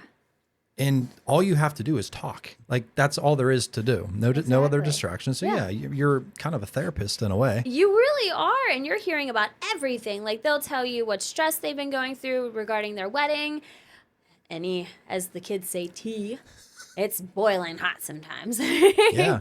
But you hear everything, and they really do confide in you. And that's what's really important to me. I want to have a positive relationship with my clients, and I want them to know they can literally trust me with anything. They can come to me. It's literally not, it's not like just a ATM transaction. It's not like that. It's so much more. Sorry, you're going to bump this mic. He's like, "I want to say something." What do you have to say, Winston? Winston, what do you want to say? He's like, "Get that thing out of my face." So where has this makeup taken you? What have you done other events? Have you been exposed to other opportunities from all this? Yeah, you know what? I've done so many fun things. So I work as a performer for an entertainment company, but also we worked together last year too. She wanted to incorporate me into her company as a makeup artist as well. And I got to do so much cool like holiday makeup. I love Christmas. And I got to do like really cool like elf makeup and glamorous candy cane makeup and things like that. We would do events at like where was it? The formerly known as Heinz Field. Yeah. Acrisure Stadium. I don't know how to say that. Acrisure. Acrisure. Well, anyways, I did their makeup. But I've done a lot of styled shoots and collaborated with a lot of creatives and worked with a ton of businesses worked with a lot of businesses for their branding shoots. And I did makeup for, there's this company called Roadrunner Recycling. I did makeup for their commercial. I've done all kinds of fun stuff. I'm sure I'm going to miss stuff too. Oh, I did my friend's makeup. It was a Wicked themed photo shoot for this restaurant in the Oaklander. It's called Spirits and Tales. And my friend, she she was supposed to kind of look more like Glinda and just like Pinky, and I did her makeup, and that was so cool, like being able to have my work done for something as fun as that, and like make those connections with these different marketing teams, these going crazy, with these different creatives and teams and businesses. Like I feel like I've just done so many really cool things. I've developed relationships with salons too, where they'll have me do makeup for their I'm sorry, I'm blanking on what the word is. They'll have me do makeup for like their quarterly photo shoots. So they'll style models' hair to fit like a certain theme that they may have. One year it was oh gosh, what was it? It was Golden Globe and Golden Hour. So the first was very like Golden Hour, very glowy, very soft, and then Golden Globe was very glamorous. So it was really cool that I get to team up with so many people and just really work together and kind of just like market each other and promote each other's work and just, I don't know, bond over art. Yeah. Well, you said Glinda. I know the announcement poster that I did of you. Yeah. You were Glinda. What was that from? Yeah, oh my gosh. So that was at the Wicked Pop-Up Bar in Bakery Square. That's the City Kitchen's little patio area. And that was something I took a shot in the dark. I didn't even know if they were interested in having a performer, but it was a 2 a.m. email that I sent. My friend had messaged me and she was like, she sent a link to this pop-up. What are you doing? I'm so sorry. A link to this pop-up. She's like, we need to go there. And my brain went, I need to work there. Like, I need to sing there. So I emailed them and I basically said, you know, I don't know if you're interested in having a performer or if you even have one. But with something like Wicked, are you a Wicked fan? Never. Don't crucify me. He's I've never seen it.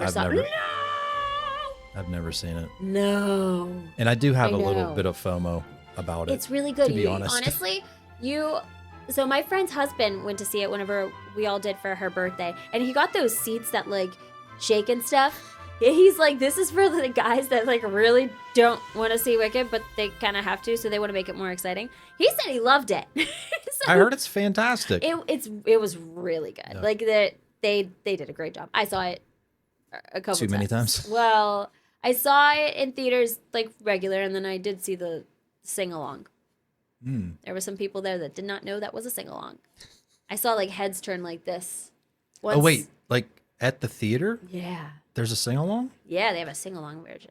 Oh my god. Oh yeah. Can you imagine going to that one and not knowing that that's what that is? Well, that's what that poor family in front of me did. They didn't know what they were like Dorothy in Oz. They were like, where am I? But that was a good time. I think I made them jump once. But anyway, so I love Wicked so much, and I thought that a Wicked pop-up is you have to have a performer. You know what I mean? All those fans love the music, so why not have live entertainment? So I reached out, and I could not believe that they responded so fast. They responded the next morning at like 9 a.m., and they were like, we would love to talk to you about this. First, can you send us a video of you actually performing? Because you just want to like Make sure you're legit. Yeah, they wanted to make sure I wasn't a theater kid living out my dream. I was. But they wanted to make sure, you know, I wouldn't make people run away scared. Yeah. Bad for business. Yeah. So I sent them videos of me performed at the Mamma Mia pop-up bar last year. And it was the same type of vibe that we were going for, you know, interacting with the crowd, singing, getting them involved, dancing, and just keeping the energy high and just kind of transporting them to this world and making it feel real. So I sent them the videos of that.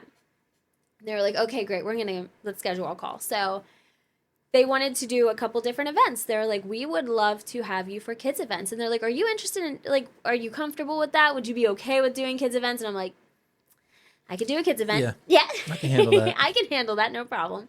And then they were like, we would love to do a Wicked brunch with the adults. And the event sold out so fast. Like to the point where they would book more because people were just itching to go. They could not wait. They were so excited. It was so much fun. Yeah. It was just, playing her was like a dream. And one day, I hope Steven Schwartz gives us the rights to Wicked. Please. I will go through a Glinda boot camp so I can play her in an actual production of Wicked. If you're watching, But- Steven. Please, please, please, please, please, please. Winston says, Winston says. "Pretty please." Pretty please. Like Sabrina Carpenter says, please, please, please. Do you like Sabrina Carpenter? I don't even know her stuff. Listen, I am so disconnected with pop culture. It's not even funny. No, that's okay. Yeah. Honestly, I don't know anything about like gossip when it comes to pop culture. I know like, performers and everything, but like all the scoop on them, I don't know anything Yeah, like that. I'm in but my yeah. own little bubble of the things I like. Okay, so and- you're kind of like you're a creature of habit. Ooh, yeah. Yeah? You can say that again. Okay. But it's also like, I don't want to say I don't have time to explore other things. Yeah.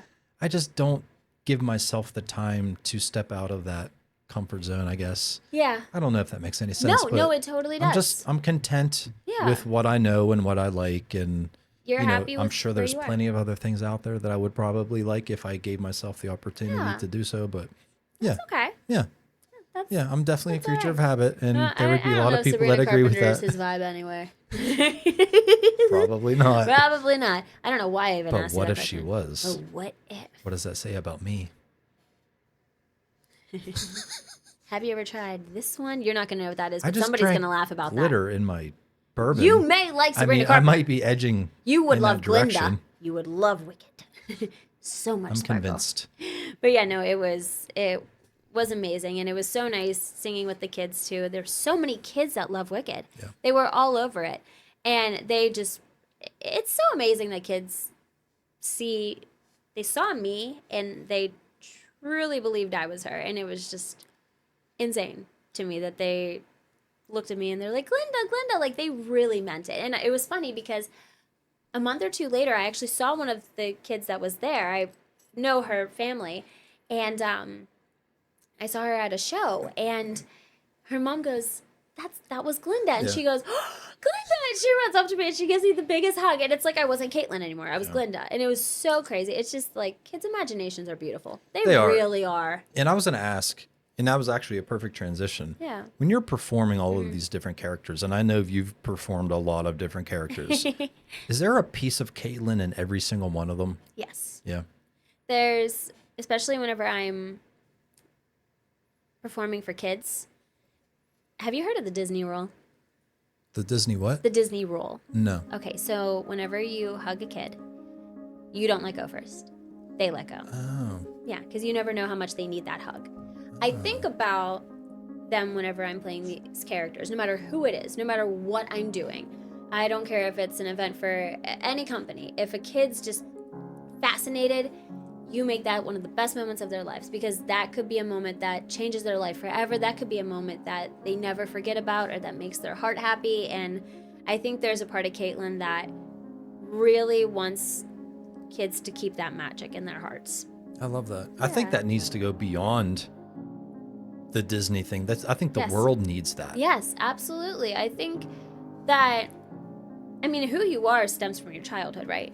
So think about any time in your childhood that really made you just believe in something special and just smile. And that's something that sometimes motivates you for the rest of your life. And that's something that you look back on. And that's just, if you could do that for a child and be that little happy memory for them, then I don't know, I would say I lucked out pretty good with what I Yeah. get to do, because inspiring kids is just, it's a beautiful thing. Totally is. And it's good to be a role model too, Yeah. you know. Oh, absolutely. I've noticed, again, I know you mainly through social media, Mm-hmm. admittedly. Over the last year or so, Yeah. you've kind of changed. Yeah. I feel like you've found the true Caitlyn. Yeah. Is that true? I think so. Bless you. Is that true, buddy? Oh my gosh. Oh my The goodness. real He's Caitlyn. a little scruffy. He's going to the groomers this week. Yeah, do you agree? He's so funny. Oh my gosh. Yes, I definitely feel like I have a dog hair on my lip. I definitely feel like I have become myself. And it's so funny because I have noticeably changed, but I've never felt more me. And it's I feel like it's a good change because nobody has really said it's bad. Like nobody seems upset about it. Everybody seems very happy with it. So that's a good thing, I think. Yeah. What types of changes have you had to make without going into too much detail to become who you're happy with? I feel like you have to. A big thing I did was I did change my surroundings. I did change environments. I changed habits and the people I surrounded myself with. And when it happened, and I so much kind of, it felt like my world kind of collided last year when I feel like I have a dog hair right here. I'm so sorry. Yeah, I did. I was like, how good is that camera? What if there's just sticking out here? Right? We're 4K, so it's good. Oh my gosh, what if it's still there? Oh, well, I don't even care. But whenever I feel like last year there was just a time where I was lost because it's like it looked like I had it all figured out, but there was a lot of confusion and there was a lot of questioning of myself and a lot of things I had to figure out still. And I think that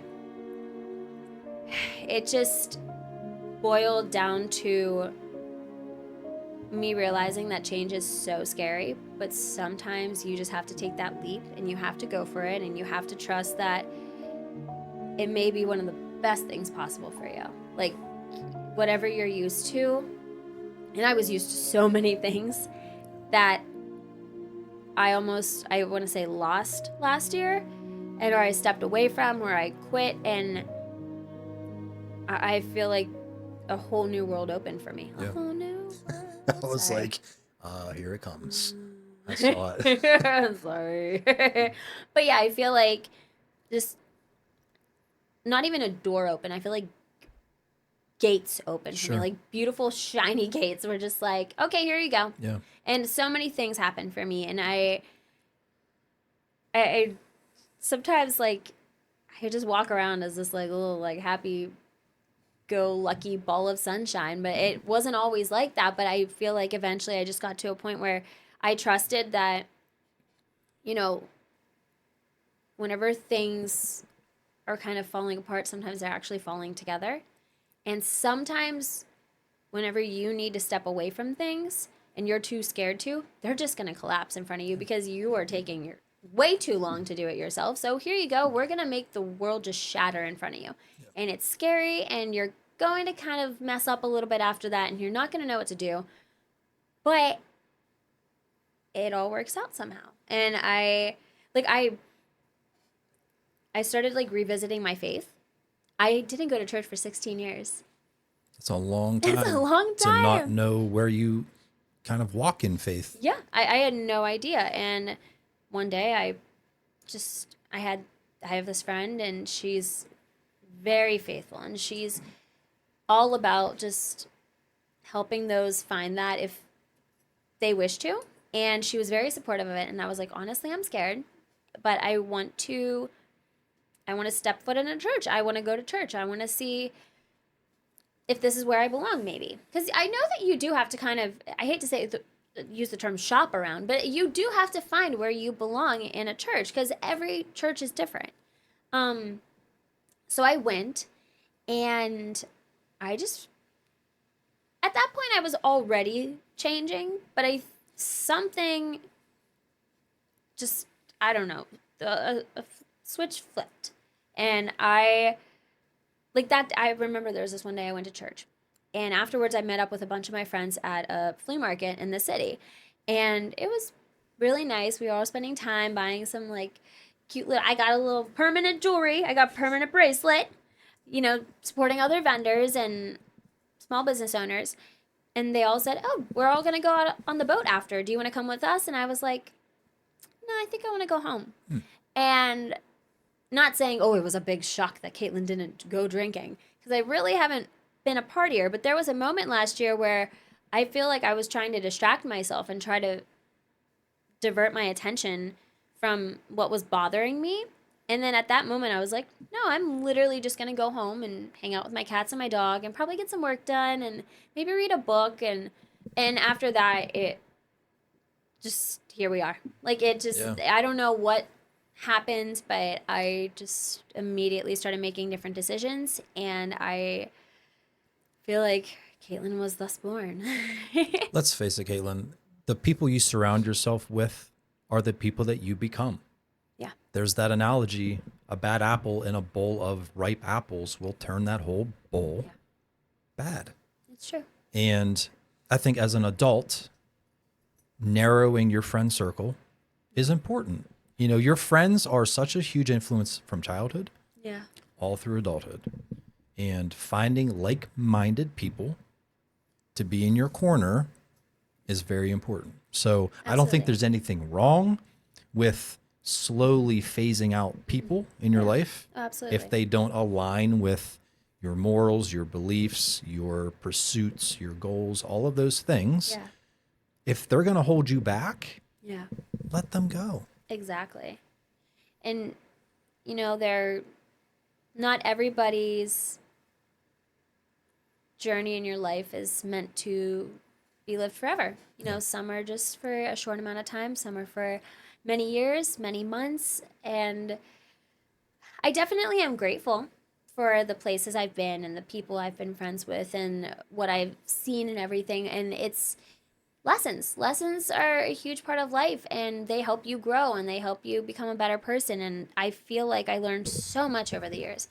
But I think that it was really important for me going into my 30s that I almost, I don't want to say reinvented myself, but just made better choices. Yeah. And I heard 30s are the best years of your life, honestly. And everybody said it for exactly what I thought it would be. You know, your 20s, you're learning, you're trying things. You know, you think that by the age of 25, you're going to be married and you think this and that. And then sometimes you are, sometimes you're not.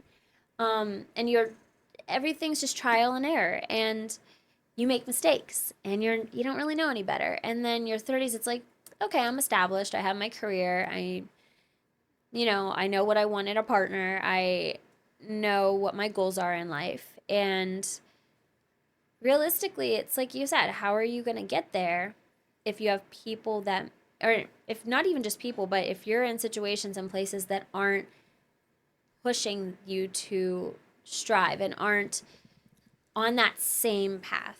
And that doesn't mean they're past the wrong path. Sure. It's just, it's not yours. Caitlin, a true friend should be your biggest cheerleader. Yeah. They should want you to be happy. They should want you to succeed. A true friend will do those things for Yeah, you. And, absolutely. you know, if that person isn't that person, then they're holding you back and it's okay to let them go. No, Absolutely. you know, no harm done, no hard feelings, but, you know, sometimes it's just not the right time for that person to be in your life and that's okay. Yeah. I have no hard feelings towards anything or anybody that parted ways with. I really don't. I don't think anything, I don't have any ill will. I don't wish any harm or anything or any negativity. I think that not everything is meant to last forever. And I think that just sometimes you're not, yeah.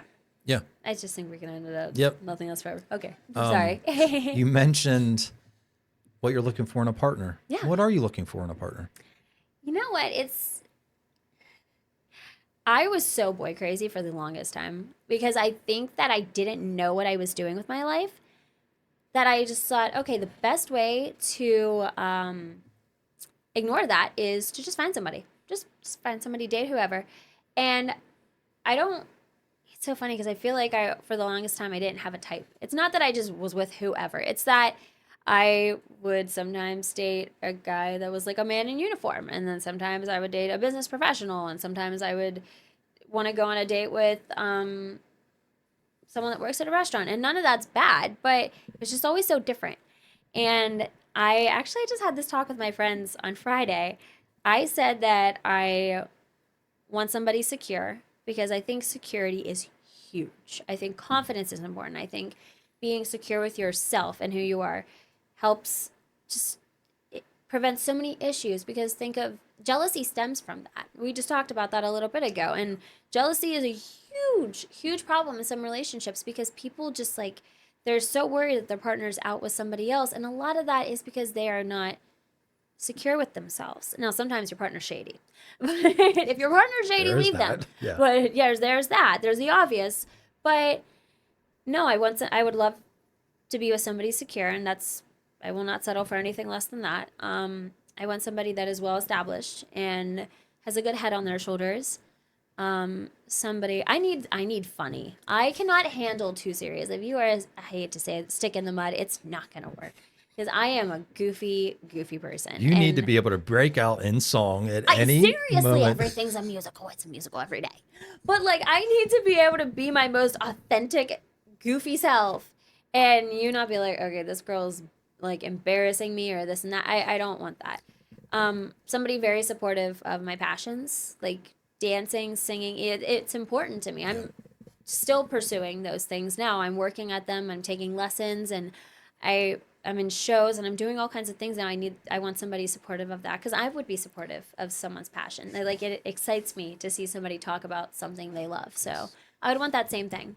Doesn't sound like too much to ask. You'd think. But where are they? Hey, if you're one of those. Oh, no.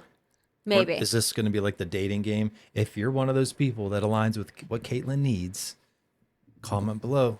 DM her. Here's her Instagram. Oh my gosh, you're going to put it right there, too. yeah. You're going to put This is like the planned. bomb, bomb, bomb. I mean, I might add a few effects where it goes up and then back down. Up and down and up and down, and maybe like zoom in, zoom out, zoom in, zoom out. See what I can do. my But, gosh. you know, I mean, we all want that. And some of us luckily have found that and Yeah, others that's haven't. amazing. But you're young. Oh, no, I have so much time. I have Yeah. no interest. I was just talking to my friend a couple of days ago, and she said, she's like, whenever you're just, I found myself, and I'm content with that. And she's like, we are never going to be this young and single and secure and confident and established as we are now. She's like, so not saying let's go out and have fun. That's not it. But that's something to be so proud of. And that's something to be happy about. So just relish in that. Enjoy that. Thrive off that. Like I have the rest of my life to be with somebody. Yeah. And to have a family one day, which I never thought I would ever say that I would have. I do think I would have a kid. I think a little mini Caitlyn would be fun, or maybe a little mini boy version of a Caitlyn. Yeah. But I think that would be great, and I never wanted that. It took 30 years for me to finally say that. Maybe this one made me slightly maternal, because I'm like, oh, I could care for a living thing. I used to kill plants. Dogs and will make fish. you grow up really fast. He did make me grow up. It's crazy. Like, I thought I was very grown up, and I didn't realize how much growing up I truly had to do. There was some work. Everybody needs a little bit of work done. Like, nobody's perfect. Back to the partner thing real quick. yes. I mean, think about it. You were kind of born again a year ago. Yeah. You did say born again on the phone a couple days ago, and that was the best way to put it. So you're still new to this new Caitlyn. Yeah. So what you might have looked for in a guy Oh my gosh. 2, 3, 5, 10 years ago could be totally different now. So Absolutely. you're just learning now what you Yeah. really need. So yeah. Absolutely. I do think about that. And I think of things that I tolerated in the past and that I let slide. I'm like, oh, I can change this person, and I can, I'll let that go. No, Yeah. not at all. If I go on a date now, and I hate to say you have to be perfect, because I'm not perfect, but I know what I deserve, and I can spot a red flag. And I'm sure I have some of my own, but I do not settle anymore. I do not allow anybody to treat me in a way that I don't deserve. I am so protective of my peace. I think that's the best way to put how I am nowadays. The block button is my friend. I hate to say it like that. And I'm not saying that if you're not perfect and if you make me mad once, okay, bye. That's not it. But if you, like we said earlier, if you are pulling me down, or if you are not encouraging me to be the best version of myself, or if you're constantly hurting me and you're enjoying it, and let's be honest, you don't hurt somebody that you love. You don't. And no matter how many ways you try to twist and turn it to try to justify their actions, if they truly cared about you, they would not constantly do that. A mistake is one thing, but fixing it and never doing it again means that you care. If Or you just saying you're keep sorry for doing something and then continuing to do it. Exactly. And I have let that slide so many times. Like, oh, he said he's sorry, and she said he's sorry, and she's sorry. No, never again. I'm just like, I'm not even interested. And I have such an amazing circle of people in my life, full of people that are just so supportive and encouraging, and we all want each other to succeed. And I'm connecting all these amazing people to each other, and I just love seeing this group grow, and these beautiful souls just like, and it's so corny, it's like beautiful, but it's so true. Like, just the best way to put it is like just human form of sunshine. And that's what we all say about each other. And it's like, I just have such a great thing going, and I'm just so happy. I'm not going to let anybody or anything or any environment in my life anymore that makes me feel less than this does right now. Like, once you finally get to a point where you're just so genuinely happy, it's like you don't want to let go of that. No. And I'm like, I don't care if I'm, sometimes my happy means staying home and ordering sushi and watching whatever I want to watch. I don't know what I watch on TV. I don't really watch anything. Yeah. Yeah, it depends. I have to be in the mood for certain things. Yeah. Disney Plus or Wicked. But if that's my happiness or my peace, then that's my peace. And I say no to things. I used to never say no to things. If I don't want to do it, I don't want to do it, and that's that. I just got to my point. I got to my 30s. My frontal lobe has been developed. What's that They mean? say whenever your frontal lobe is developed, you don't care as much. Like, you don't care as much about opinions. It's not that I'm like, oh, F it. But no, it's like you're a little bit more selfish, and you don't really care what people think, and you don't care about pleasing everybody, and you care about living your life for you. I must have the smallest frontal lobe on the planet. That's all I care about. You're a people pleaser. Oh my gosh, Oh to a my fault. gosh. Okay. It has its perks because Oh, people absolutely. are pleased, Yeah, you please them all right. but That's it's good. exhausting. So how do I you care feel about like more. I care more about what someone else feels than my own feelings. I will sacrifice my feelings to make someone else happy.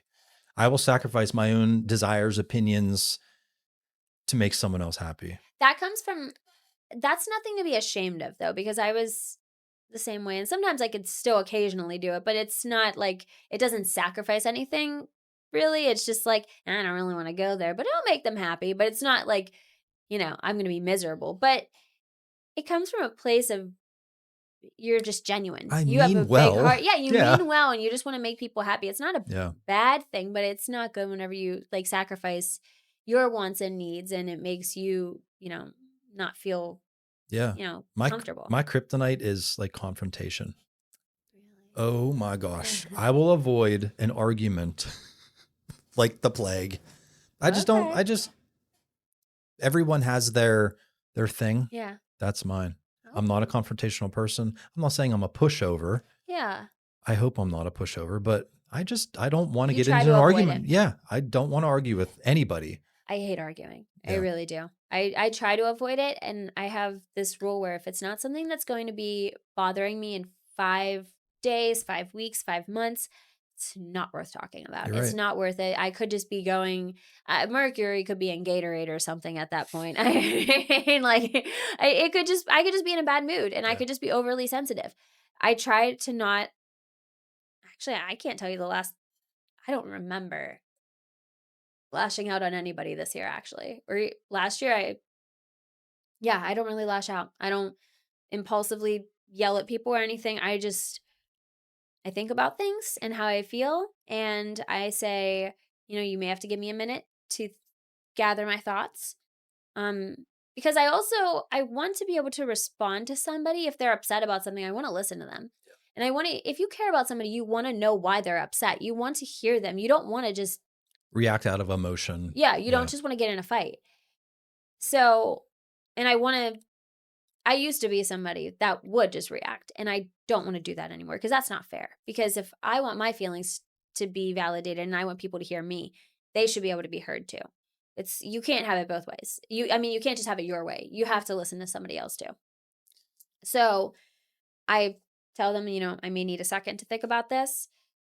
And I usually find a way to talk to them. And, I think people are definitely allowed to feel how they feel, but I think you are allowed to defend yourself. But I don't like arguing. So I can't tell you the last time I truly argued because I try to avoid it. I try to just have an adult conversation. Yeah. I feel like it's the best way. And sometimes they're really healthy too. Like they're really good to actually just sit down and talk to somebody. Because sometimes if somebody's just lashing out on you or you're being yelled at, that's the same thing. I meant the other way around. Like you're lashing out at them. You're not actually registering what they're saying. You're just thinking about what you're going to say next. Yeah. So you're not retaining anything that they're saying to you. You're not thinking about their feelings. But if they say it in a calm way and they actually talk to you, sometimes it makes a little light bulb go off and you're like, oh, I didn't mean it that way. Or Yeah. I didn't mean to do that. Or, oh, I could see why you think that. Presentation is important. Absolutely. So I understand not wanting to be confrontational because you probably just, like you said, you don't want to deal with arguing. You don't want to deal with yelling. You don't seem like a person that wants to yell ever. I mean, I have very rare moments where Yeah. I will, get heated. It takes a lot to get me to that point. But yeah, why can't we all get along? I'm that guy, free hugs. Yeah. I'm that guy, You're like the Trolls movie where it's like hug time. Yeah. I mean, seriously. And that's but it's true. Kind of why I have this show. It's like, tell me how you feel. Yeah. Talk to me. And that's where that all stems from. Like, I want to listen. I want to understand. Yeah. And I want to appreciate, every person that I talk to and why they are the way they are. Like you said, someone lashing out, something is rooted there. There's a deeper problem to get someone to that point. Yeah. Right. And it's just like getting that out of that person could be all that they need. Like, why do you feel that way? Exactly. Right. And I don't know. I feel like I'm the same way as you. I just want people to get along with each other. And the problem is you cannot control other people. So that's why it comes back to controlling who you surround yourself with, your environments, and just making sure that's like a place of peace and a place where you're happy and you're treated well. And it's just a positive environment because you cannot control other people. If you could, I feel like everybody would be a lot happier. I feel like if we could control each other, everybody would be a lot nicer. There would be, maybe some. Unless you gave the control to assholes, then that wouldn't be the case. That's fair. That's fair. We don't want to do that. No. And being, talking about control, you have no control over what is about to happen because we're going to arm wrestle. And there's nothing you can do about it. I have a dog on my lap. Oh, is that going to be your excuse? Nope. Because I am not a punk. But I knew you were going to do that, so I'm going to make this fun. For me. Oh, selfish Caitlyn. It's all about you, isn't Apparently. No. I think the viewers would love to see what I have in store. What do you got? What do you got? Bring it. Well, okay, so how many people have won? One. Exactly why I'm going to make this fun, because I'm definitely not going to. You mean with these little, like, this is a muffin top right here. Hey, you never know what is underneath that. All right. Okay. What do I need to... Close your eyes. Okay.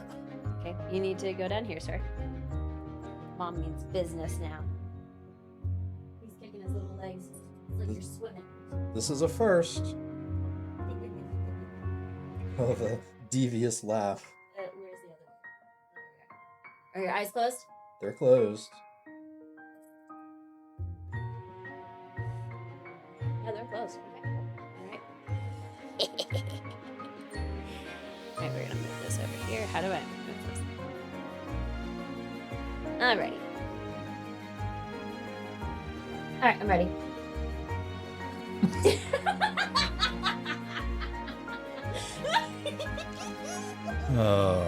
Smash. I was in a wedding years ago, and the bride and groom love. I think Hulk is Marvel. I'm sorry, please don't come. It for is. me. It Okay, is. cool.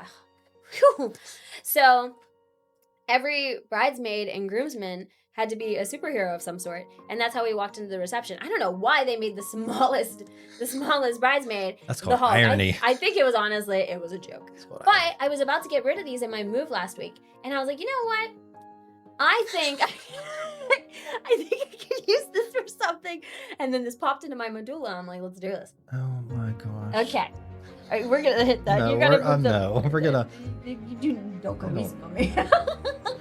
So everyone that not everyone, a lot of people that line up with me Yeah. comment on how big my hand is. I actually feel a little bit insecure right now because I stand. This I don't know how do I grip this? Grip the thumb, maybe. I used to stick a straw through there. He's fine. I just All right. nervous. Okay. I'm gonna ask you a question as we do this, Caitlyn. I'm ready. Start when you're ready. Okay. Ah! Wait, I gotta position myself because I'm falling because I can't secure myself. Okay, we're good. Caitlyn, Yes.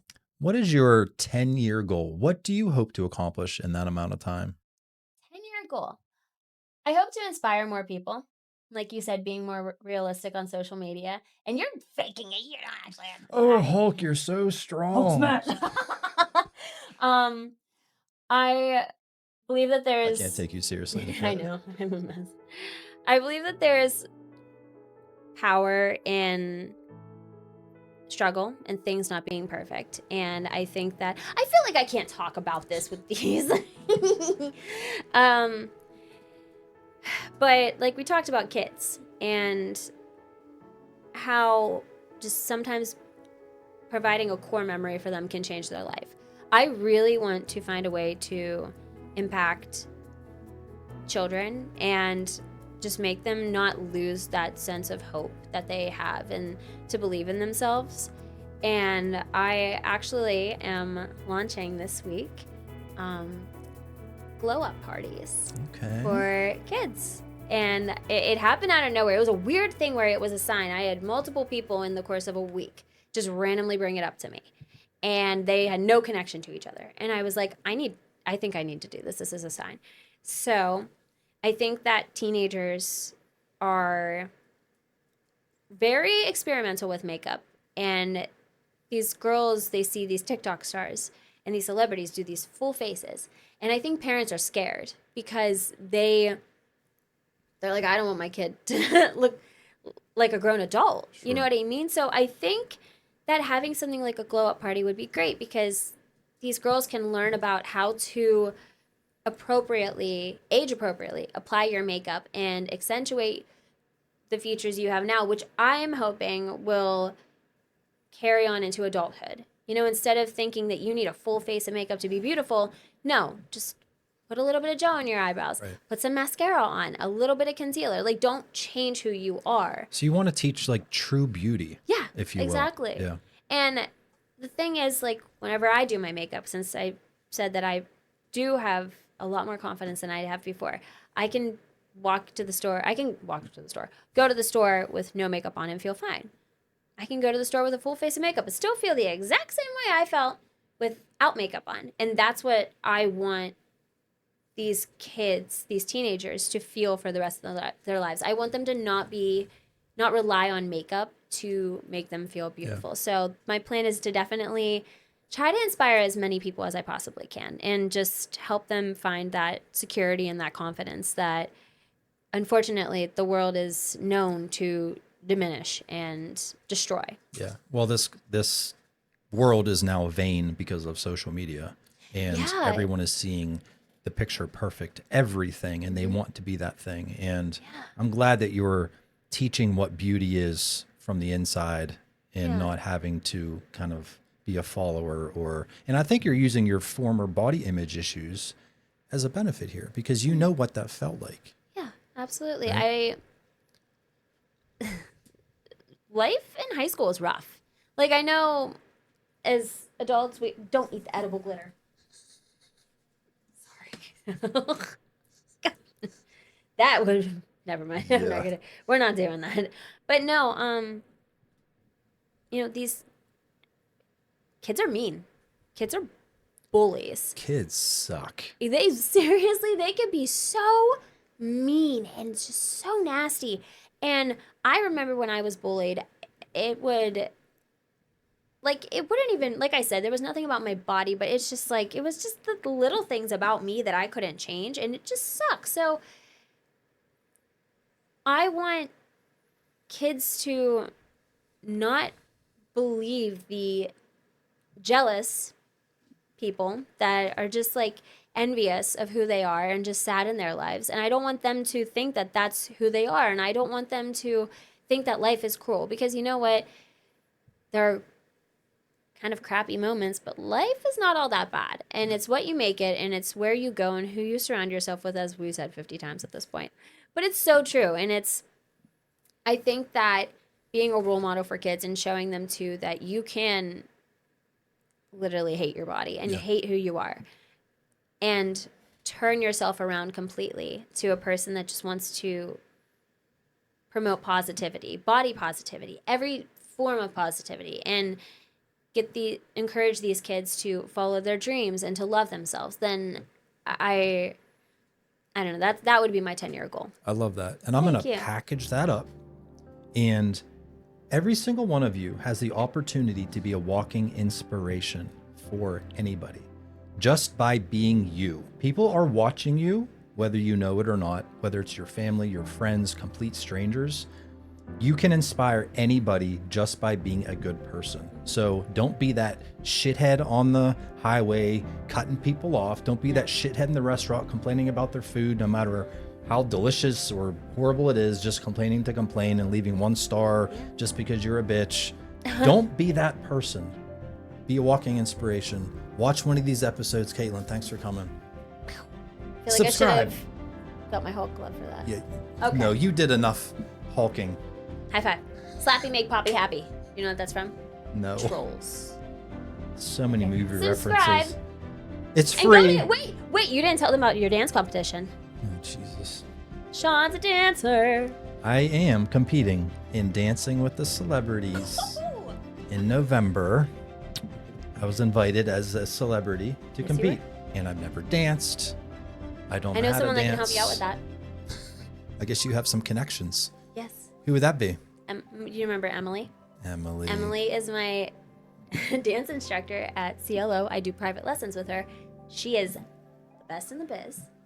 She can teach you a thing or two, get you all ready for your is your dance partner going to be obviously your choreographer? Yeah, she's Okay. my partner / instructor. Aha. She's in a choreograph. We're doing Indiana Jones theme. What? Yes. So, Oh my which gosh. is close to my heart Yeah. because A, I grew up on all the Indiana Jones movies. Yeah. B, John Williams composed all the Indiana Jones music, and I love all of his work. So cool. And I get to put the soundtrack together because of all my editing skills and such. So I'm going to put the music, I'm going to piece it all together and kind of create a story. That is so And neat. then my instructor's going to choreograph something. So Okay, But I love that. I like that you and Emily are in my corner Oh, because I'm going to need absolutely. all the help I can get. Oh, she's helped me so much. So yes, absolutely. Yeah. We'll be there cheering you on. Get your tickets today. Get them. I have a lot of work that I need done, but You have a lot of it's time. going to be great. I love a Anything challenge. can happen. Yeah, You got this. Maybe you're going to realize that you have a true talent for dance. I'm going to give it my all. There you go. I love that. So, like the video, please subscribe. It's completely free. It helps me, it helps Caitlyn and all of my future guests. And I will see you on the next episode of Barbells and Bourbon. Peace. You had to bring that up. I'm sorry, I had to.